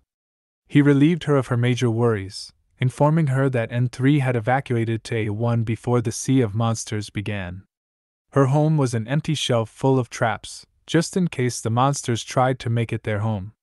The situation on the front lines had to be in a dire state. For the higher-ups to surrender countless cities, such a choice had to come at an astronomical cost. I hear on your way here you ran into a group of human traitors. A1 has been systematically eradicating such groups. But I hope you understand, because they have seen such a large number of traitorous army camps that it's only logical that you traveling in front of a horde of monsters is highly suspicious. Hence the reason why they have taken the precautions of putting you in here. Jiangling brought up the subject of the intelligent monsters. And her mentor explained that that subject will lead us to monster gods again. And since he's already told her everything he knew about monster gods, there was no point in continuing the conversation. But he believed she knew the answers she was looking for already. As the Supreme Commander departed, he reassured her that the army camp had a severe shortage of manpower. So, it wouldn't be long before she was freed and sent out on the battlefront to protect humanity. Jiangling wondered what he meant by she might already know the answers she was seeking. Xiao was spending his time in prison wisely. He was coming up with a plan that would change the course of the Sea of Monster incident in the favor of humanity. So far his plan involved an inactive volcano that was currently being used as a hot spring. But the TV interrupted his planning. What looked to be a bunch of high-level traitors were having a news conference about how they had come to the front lines personally to orchestrate the turnaround of humanity. They were reassuring the fighters on the front line that the Federation had their back and was here to lead them to salvation. Jiangling couldn't understand why the Federation felt the need to strut around in everyone's face. The only good thing about these Federation members were that the weakest among them was rank 8. So if they would roll up their sleeves and get on the battlefield, they truly would be useful. But she was sure that would never happen. Within hours, the two of them were freed from prison. Their quarantine had been cancelled and they were officially being given a full squadron to command. Time was of the essence. Their weapons were immediately returned to them. They were being deployed before the day was out. Xiao really didn't care what the reasoning behind this turn of events was. He had a plan to orchestrate, and there were things he needed to complete it. First, he asked for the assistance of the civilian Evelyn Clark. His handler had no problem with this. His job was to equip them and get them on the battlefield as soon as possible. To no one's surprise, they were being handed a group of prisoners as their squadron. Turns out the redemption camp was the only men left who could be assigned. All the professionals had long departed for the battlefield. The handler tried to insist that there being over 100 of them was a good thing. They could command them as if they were sending lambs to the slaughter. But Jiangling didn't see this as a crutch, to her it was a bane. The Redemption Squadron had little fighting ability and zero morale. And none of them had the ability to follow orders. Having so many of them would only lead to chaos. The handler, being used to solving problems, furnished her with a box of walkie-talkies. Like that was going to whip the prisoners into shape. While Jiangling complained, Xiao loved the idea. The walkie-talkies were exactly what he needed for his plan to come to fruition. The handler was happy that someone understood him. Because of the strength the two wielded, they were being given privilege. The privilege to choose where they died. The handler explained that the northwest perimeter of the front lines were in such a bad state that the higher-ups had already conceded it to the monsters. Their privilege allowed them to pick an area far from that battlefront. With a smile on his face, Xiao announced that that sounded like a good place to start. Zhao's actions had confused the handler. He figured he should explain in more detail what was happening in that region of the monster front. You're requesting to be sent to the most dangerous area in the repelling monster front. That area is being controlled by monsters on 3 sides, and humanity is barely hanging on to the repelling monster front side. Xiao explained that that was exactly the reason why he chose it. But in exchange for them going there, he was going to need a few extra items. He was going to need 20 military maps of the area and a very particular number of miniature nuclear devices. He almost forgot he also needed tripwires. Jiangling backed Zhao's decision. She inherently understood exactly what Zhao's plans were. The handler had warned them that he wouldn't be taking any responsibility for their failures. He promised to do his best to get the items requested. And if they were all done here, they should take their teams and head to the transport fleet. They will be sent off to the battlefront immediately. Zhao's plan was simple. He needed willing soldiers, and the best way to turn the trash he received into what he needed was to forge it in the pits of hell. By dropping the prisoners into an unwinnable situation, they'll be forced to do exactly what he said to survive. And if they succeeded with the missions he set for them, a snowball effect would happen, and he would be left with willing soldiers. Jiangling wondered if such a plan would truly work, or would they be left in an unwinnable situation with death as their only option. 2 hours later they had reached their destination, and Evelyn Clark knew this was going to be the day she died. How would a bunch of prisoners survive, let alone put up a fight, in the fiercest area of the front lines? The group didn't even have reinforcements from the outside world. Zhao's simple answer to her was, if you never take the first step, you're already a failure. Evelyn would rather be a failure and alive than dead any day of the week.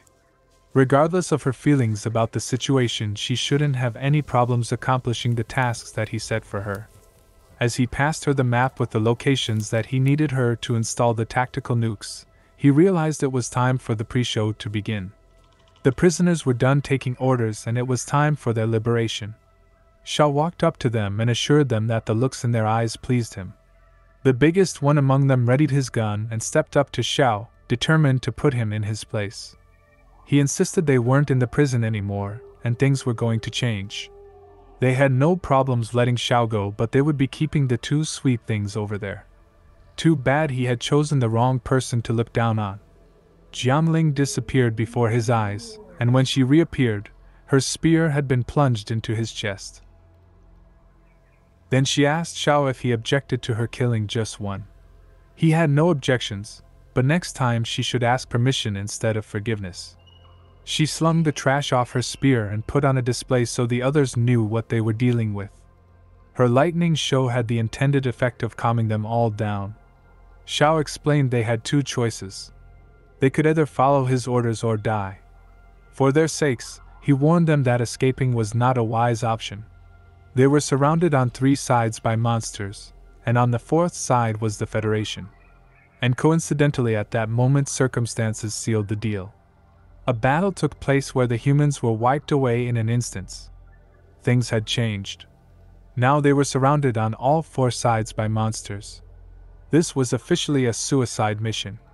The group of prisoners whined about their circumstances, which was perfect. They only had one choice, which was to follow his orders and create a miracle which would allow them to see another day. While the prisoners stood there stunned, Xiao went ahead with explaining the operation.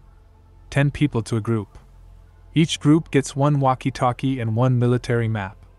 Shut off the public channel. Each group is only allowed to report their situation to me and can only follow my orders. Remember, this walkie-talkie is more important than your life. You can die in the fighting, you can be surrounded by monsters, but you must ensure the safety of the walkie-talkie no matter what. Groups A to E, head in the 9 o'clock direction. Groups F to J slowly advance in the 1 o'clock direction. Xiao continued on in this exact manner. He assured that Evelyn was ready to go before they moved on. She let him know that she was a mechanic first and foremost, but she shouldn't have any problems completing such a simple job. With that, the operation started in earnest. Group B reported they had encountered monsters. As they stared on at the monsters ahead, they knew their death was assured. Xiao wasted no time handing out orders. Group B retreat 300 meters to the southwest. Then he commanded Group D to advance 200 meters to the northeast. When they got to their locations, they were to throw their tactical grenades. As soon as they were done throwing their grenades, they were to advance to the northeast, where a group would be waiting for them. They had no idea how he knew the monster's exact location. But since they were all in such a bad situation, they had no choice but to follow his orders. As Group D arrived at their assigned location, there was indeed a mob of monsters waiting for them there. Even though they were surprised, they did as ordered and threw their tactical grenades. When the smoke cleared, the team was nowhere in sight as they had already advanced to their next destination, leaving behind a group of agitated monsters. Xiao ordered Group A to detonate the remote control landmines. Then he ordered Group F to turn and advance 400 meters to the north. Xiao wanted Group C to turn and advance 300 meters to the east.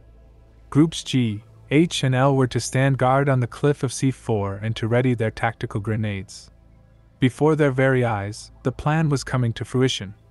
Two groups ran towards each other, each trailed by a legion of angry beasts. The groups turned and headed towards the cliff. The monsters were unaware of the dangers that awaited them. The prisoners were stunned.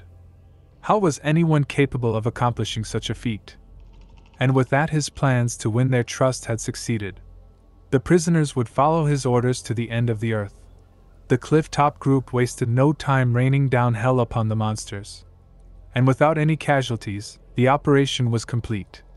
The prisoners happily returned to the mountaintop as they had successfully completed their induction mission. As soon as the coast was clear, Xiao wasted no time having Jiangling use her power to light up the nukes. The explosion caused the surface of the inactive volcano to rip apart, releasing all the waters that supplied the local hot spring. A wave of death washed from the top of the mountain. But the water released from the hot springs was just the tipping point. The true devastation came as an avalanche was created from the debris of the initial assault. As it swept downhill, more and more monsters were caught up in the flood of death. Zhao's operation was successful, and in one fell swoop he had cleared this part of the front lines. You would think this would be good news for civilization. But seeing how as none of the great generals had anything to do with the attack, it would only bring them great shame. And if news that prisoners were involved in such a miraculous operation got out, their shame would only be doubled. So, the Federation did what the Federation does best. They took credit for the whole operation. No one would ever admit that on that day, a party from the Redemption Camp outdid the best of the Federation, and reversed the course of the Sea of Monsters. But even though the Federation has told the prisoners limelight, they flew them back to civilization on a giant luxury plane. But instead of seeing reductions in their sentences, for the heroes they had become, they were all tossed back in prison. And our team of professionals were sent off to a new destination far removed from the prison camp. As the news reached the prisoners that the Federation had completely robbed them of their success, the group became rambunctious and upset, but before a riot could break out, the prison guards wasted no time putting them all down. Army Camp A1 Commander-in-Chief lived in a luxury residence on the front lines. Congressman Sung was surprised when the news of unrest in the prison hit his ears. He truly believed the prisoners would be treated as the heroes they were. For them to be treated so well to only be casually wiped out was a devious game indeed. A1's Commander-in-Chief explained that such bad seeds could not be allowed to return to civilization. If such trash was allowed to return, they would only spread rumors and lies about our successful operations on the front lines. He explained that he would never play such games. That group reacted horribly to the truths they heard on the news and only got what was coming to them. The Commander-in-Chief didn't expect any problems from the other 3 participants of the incident. He was having them personally watched by his best men. Because of this, he didn't expect such an incident to occur again in the future. They moved on to more pleasing subjects. Rumors had been spreading that the Federation had a great weapon that would change the course of the war. But it turned out that such weapons had already arrived on the front line. Somewhere in an isolated location of the front lines, a group of soldiers prepared for an incoming assault. As they saw the whites and the reds of the monster's eyes, they all stood resolute. But just as the bloodshed was about to start, they were all ordered to retreat to the second line of defense. Before they could argue the absurdity of such an order, the ruling officer explained that this command came from the top. Special troops from Star City would be replacing them immediately. A big bare-footed ogre stepped onto the battlefield. If you're told to scram, little human, you scram. A whole squadron of superjack soldiers were making their way onto the battlefields. The soldiers looked to be heavily modified. If Bane had children, these soldiers would be a dead ringer for them. As soon as their handlers cleared them for battle, they wasted no time getting into the thick of it. They shot up whatever red goo they were on and instantly doubled in size. Now that they were fully jacked, they only had one thing on their mind. They sprinted forward, repeating the mantra, "Kill, kill, kill!" And they wasted no time doing just that. The Bane soldiers were literally weapons created in humanity's image. The normal soldiers thought they were all mad. They couldn't tell who exactly were the monsters in this situation. The super soldiers shredded the beast with little effort. They were disappointed they weren't given a true fight. They decided to increase their difficulties by charging into the center of the horde of monsters. This would allow the difficulty to at least be artificially increased, seeing as how they were now being attacked from all sides. The regular soldier was panicking. He begged their handlers to stop their reckless behavior. He believed the Bane soldiers were forcing themselves into a suicide situation. The handler reassured him that they were only expressing their true powers, which they can only achieve by charging headlong into danger. The soldier was stunned. At that moment, he realized that these people from Star City were insane. The lead soldier decided to let his hair hang loose. He peeled the suffocating mask from his face, revealing the half-monster he truly was. At this, the monsters all paused in their attack. As they weren't used to fighting things similar to themselves, the Bane soldier decided to up the ante and perform his second injection. As he pounded his chest, the red serum flowed into his body, causing him to swell in size and become a true monster. He wasted no time crushing the face of the closest monster with his bare hand. The human monster was now fully off his rockers, and destruction was the only thing that would quench his thirst. The double-jacked super soldier shot forward, relishing in the destruction he wrought. Under the relentless assault of the super soldiers, the flow of monsters eased within moments, and soon trickled out completely. The soldier was in shock. The squadron of super soldiers had easily forced the sea of monsters to retreat. Their handlers were ecstatic. This batch of experiments far exceeded their expectations.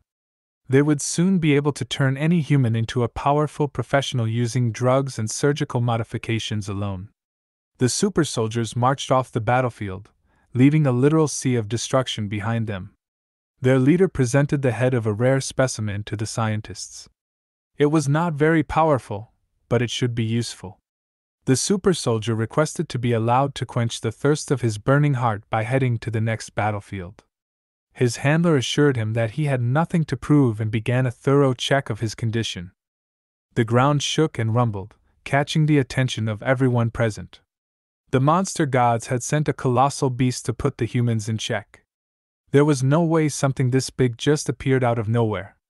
Upon closer examination, the creature was an amalgamation of all the dead beings they left behind. The super soldier was thrilled. He would be able to quench his thirst right here, right now. He wasted no time throwing himself at this new adversary. As he came down with his first attack, he was snatched out of the air. The scientists calculated that it was an 8th-ranked monster. He recalculated that it might even be in its 9th rank. He knew that this was bad news for his experiment. He ordered the super soldier not to inject any more red goo. The world wasn't ready for the sight of such an action. The super soldier wasn't interested in dying on this battlefield. He would inject as much as it took to secure his survival. He swore to kill anything that came into his path as he pounded on his chest. The serum flowed into his body, rapidly increasing his size.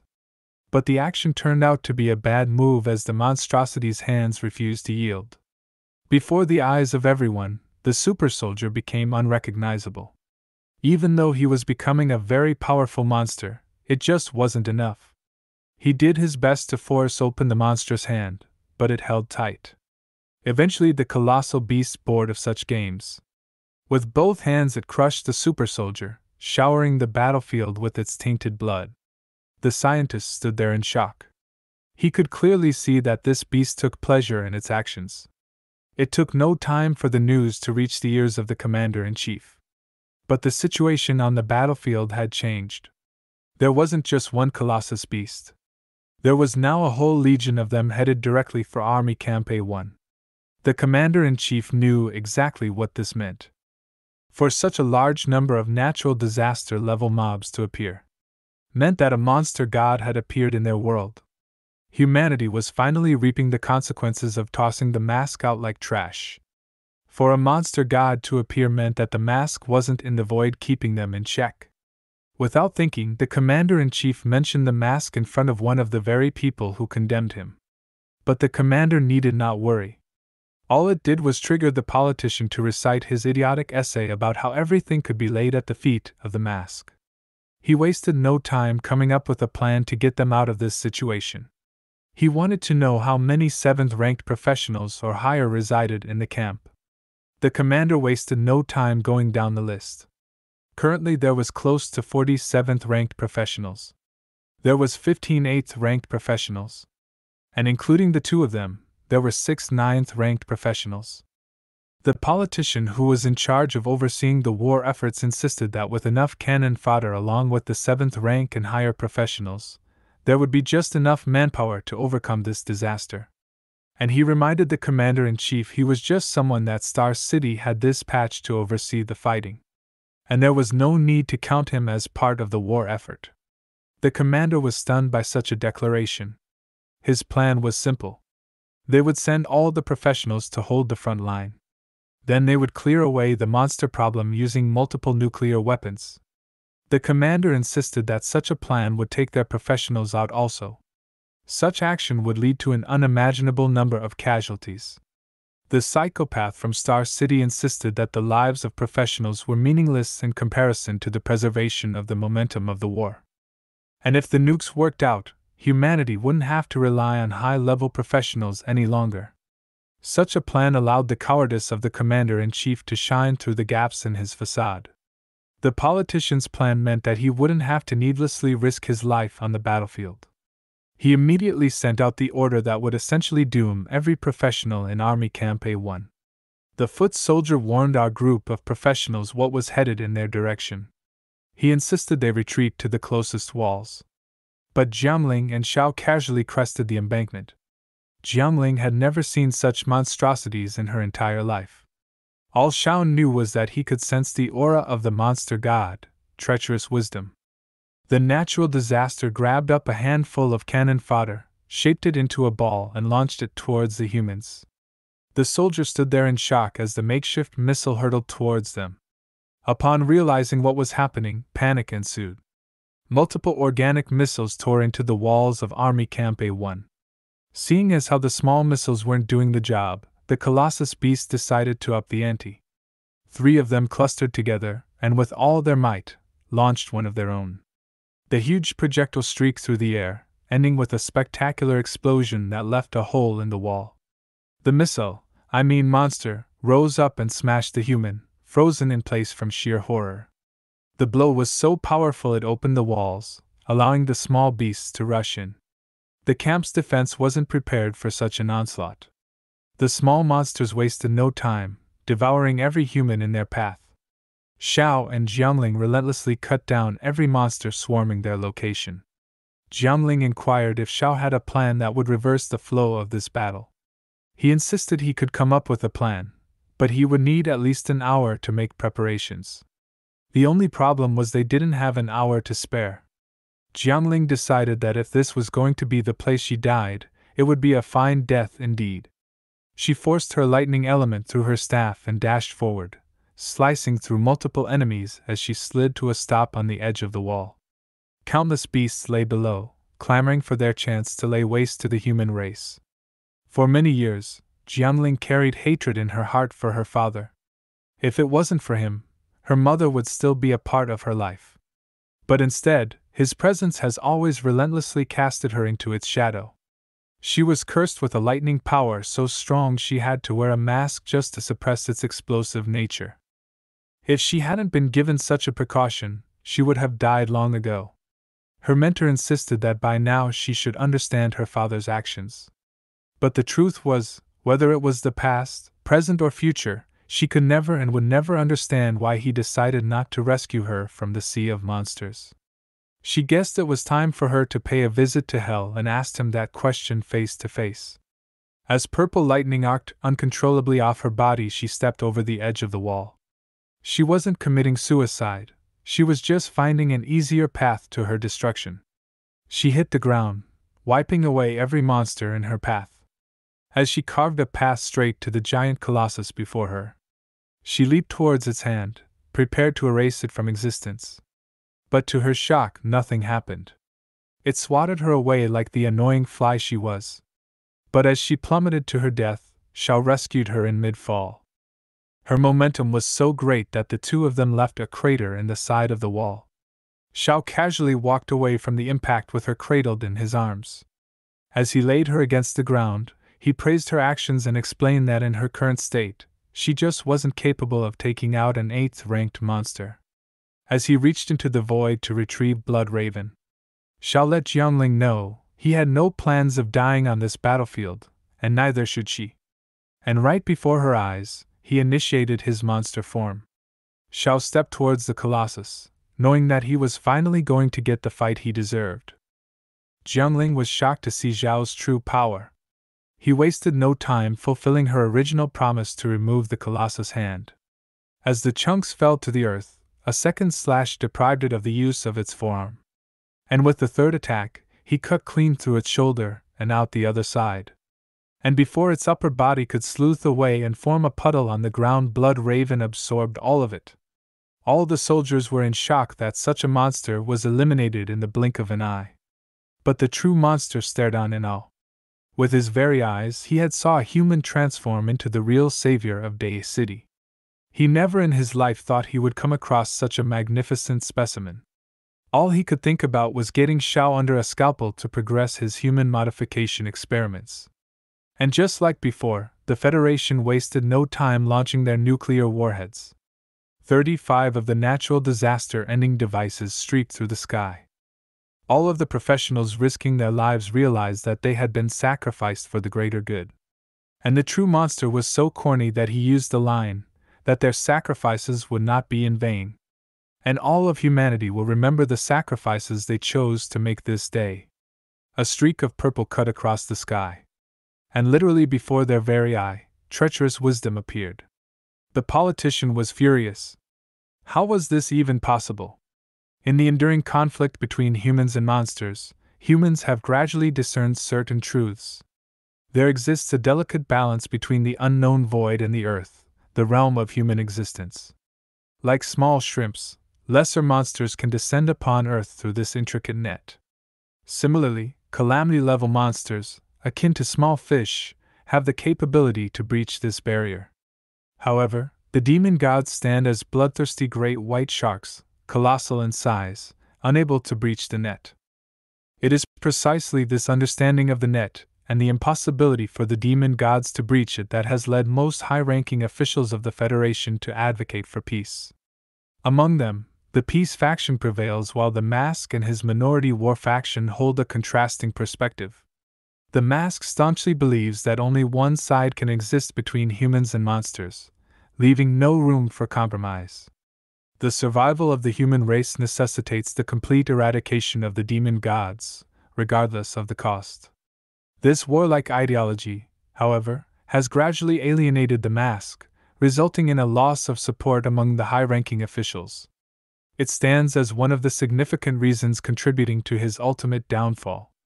The monster god Treacherous Wisdom wasted no time eliminating the nukes one after the other. He sent each one into the void with little to no effort. The politician was shocked and instantly turned around to retreat from the battlefield. While the commander-in-chief stood there, frozen in place, not able to summon the will to even control his own body. The commander-in-chief glanced back at the politician, asking him where exactly was he rushing off to. and his simple response was things had spiraled out of control and he was needed back in Star City. Put simply, he was running away with his tail between his legs. But the commander-in-chief, being the coward that he was, insisted that no one knew better what happened on this battlefront than he did, leading to both cowards attempting to escape their imminent demise. All of the professionals stared on as the beasts rejoiced in the arrival of their master. As they stood there, rejoicing with all their might, Xiao did not waste the opportunity. He proceeded to slice open each of the colossus. But one caught him off guard and sent him flying on a trajectory straight for the earth. Xiao laid in the rubble as half his monster face peeled away, revealing the human underneath. As the monster god treacherous wisdom stared down upon his form. What Jiangling saw didn't make any sense. Jiangling had seen Xiao transform into the humanoid monster. But with her excellent deduction skills, she pieced together that the only way a monster god would care about a single human was if that human happened to be. Xiao was none other than the mask. Xiao and the monster god stared each other down. Eventually, fear radiated through every part of treacherous wisdom, and he immediately retreated from the battlefield. As he hastily departed, the colossuses simply ceased to exist, causing all of the smaller monsters to retreat as well, leaving a scarred battlefield in their wake. The professionals that escaped their imminent demise by a sliver cheered from the top of the walls of Army Camp A1. All Xiao knew was that treacherous wisdom was still the same coward he always was. In my past life, upon entering the void inhabited by the monstrous gods, treacherous wisdom would cower and conceal itself, refusing to confront me directly. It dared not even reveal a glimpse of its tail. However, the moment I renounced my identity as the mask and relinquished all my power, treacherous wisdom found the audacity to launch an attack. It surprised me to witness its fear-stricken retreat upon seeing me. If it had truly sensed my power even for a fleeting moment, considering its 13th rank, it should have realized that crushing the current version of me would be no more challenging than squashing an ant. Path of a Monster. Main objective. Sea of Monsters completed. Rewards partial transformation into a monster god explanation. Starting partial transformation into a monster god will allow you to surpass the earthly limits of 9th ranked professionals, and become a true god in the eyes of humans. Take note. Partial transformation into a monster god requires a large amount of real-world objects to maintain, such as gold bars, precious gems, specially made materials, etc. As the energy of monsters swirled around him, Xiao was filled with immeasurable strength. But with it came the urge to destroy and consume everything. He did his best to suppress all of these cravings. But while he was minding his own business leveling up, trash decided to grace him with its presence. The corrupt politician, the commander-in-chief, and also the supreme commander stood before him, along with the secret police. Jiangling knew what was coming and came to Zhao's rescue. Even though I highly doubt he needs it. She explained exactly who he was and that he was a professional in her party. That he was a human and not a monster. But the politician's new hype man, the commander-in-chief, refuted all of her claims. This smooth-tongued politician let the dribble roll out of his mouth. Once a monster, always a monster. Him being disguised as a human doesn't change that. He's most definitely been hiding among humans this whole time. It's not without reason to believe that he's the cause of the Sea of Monsters. When he appeared in Day City, a calamity-level monster also appeared in Day City. As soon as he appeared on the repelling monster front, a sea of monsters instantly fell upon us. I don't see any of this as a coincidence. His hype man was right there to back him up.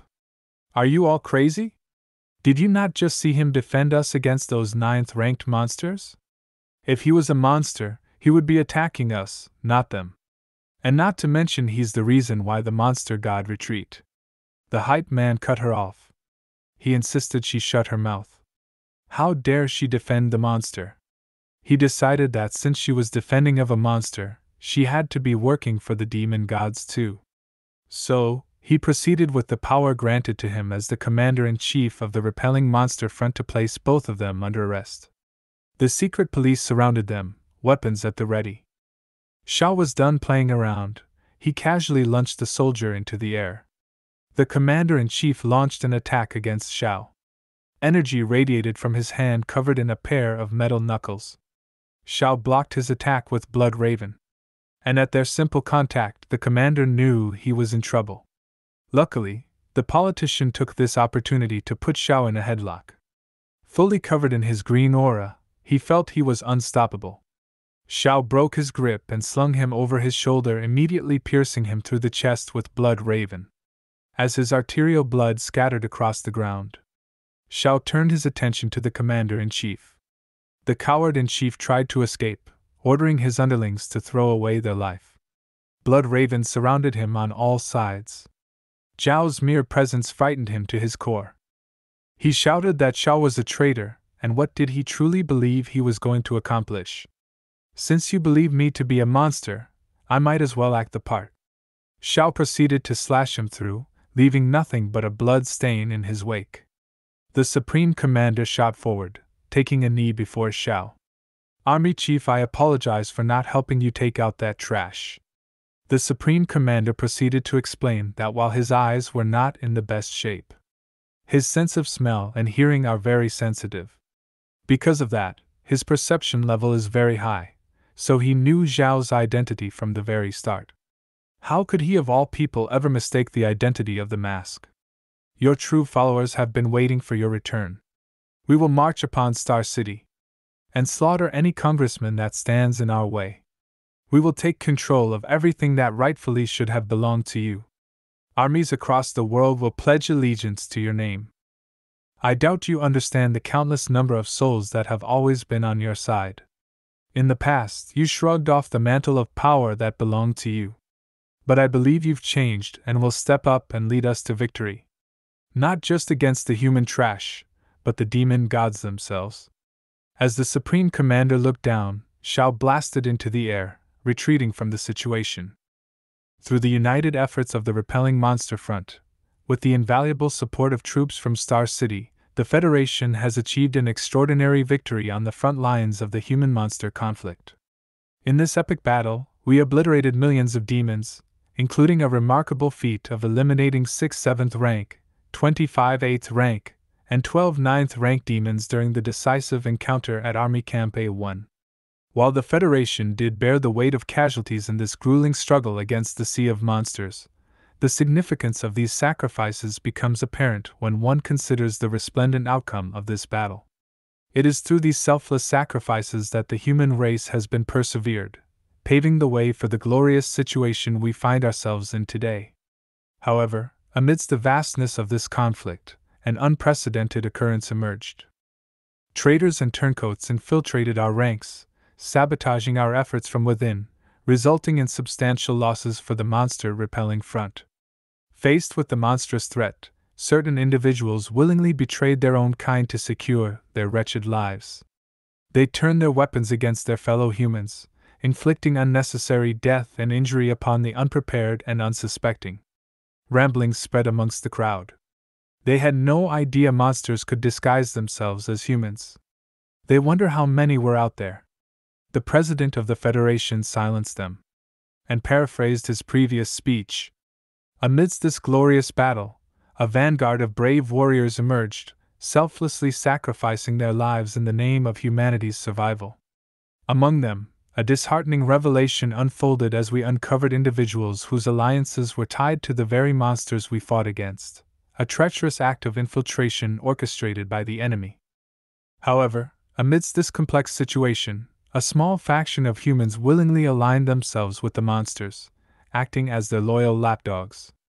Rest assured, we are resolute in our determination to expose these traitors and bring them to justice through fair trials and rightful verdicts. The Federation remains steadfast in its commitment to uphold truth and integrity, ensuring that no false accusations tarnish the process. Not a single criminal will be allowed to evade accountability, as we stand firm in our pursuit of justice. As the crowd cheered, the news reporter noticed an individual standing on the building nearby. They scanned towards Xiao, waiting for his presence to be discovered. The civilians in the crowd panicked and began to scatter in all directions. The foolish secret police attacked. This was their turf, Star City. Xiao countered each of their attacks, avoiding killing a single soul. As they continued to attack him, he slowly approached the stage. The Federation president, consumed by paranoia, instantly recognized that familiar silhouette. It was unmistakable. This figure belonged to Xiao Qiu, a person he knew all too well. In the past, they had fought side by side, as comrades and friends. Yet, they had also stood on opposing sides when Xiao Qiu faced impeachment. The president couldn't help but wonder how Xiao Qiu viewed him now. Did he see him with the same disdain? After all, how could the current version of himself compare to the revered mask? Xiao Qiu was the embodiment of a hero, loved and respected by all. However, circumstances presented an opportunity for the president to prove his worth before the entire world. With the newly developed medication that could transform a person into a monster, he could attain the same power. He believed that he could become his equal, matching him in strength and prowess. But when the chance presented itself, he froze before the presence of Xiao. Even as Xiao passed by him, not recognizing him in the slightest, fear froze him in place. He dropped to the ground, defeated, looking like a total loser as Xiao stepped up to the podium. 3 simple words slipped from his lips. "I am Mask." The crowd speculated and wondered how their hero had become a monster. He made it clear that his return wasn't to assume the role of a celebrated hero. The truth had been revealed. Humanity never truly required a hero. There was a single essential element that humanity desperately needed, and that element was Xiao himself. Regardless of whether he was referred to as the Mask or any other name, he asserted that only he possessed the ability to guide them out of their despair, out of the abyss they found themselves in. The foolish actions and choices they had displayed during this period would only lead them to their untimely demise. It wasn't a matter of his personal necessity, but rather the undeniable truth that all of them needed him. Only he stood as the beacon of hope and salvation that could pull them out of their current predicament. The crowd was shocked. The Mask had always let them walk over him. How could he say such things? He was always humble and a man of few words. However, in the current state of affairs, it has become evident that an excessive accumulation of power instills fear within all of you.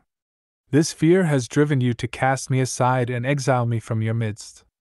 It is crucial to understand that weakness has never been a sin, but rather, it is pride that holds that distinction. Hence, this time, I have returned with the purpose of depleting your resources in order to augment my own power. I make this declaration to the entire world, for from this day onward, the dominion of this entire planet shall belong to me. In Jiangling's eyes, all her loose ends have finally been tied up. She truly understood the words of her mentor now. The sad, pathetic excuse for humans wasted no time getting behind their new ruler. They shouted nonsense like "May he live for 10,000 years" over and over as they bowed to his presence. All you see before you belongs to me. I dare anyone to try to take it. And that concludes this part of this magnificent story. If the author sees fit to grace us with more stories from the world of Xiao, I will recap them immediately. Thank you for sticking in there through this entire story, and as always, like, comment, and subscribe.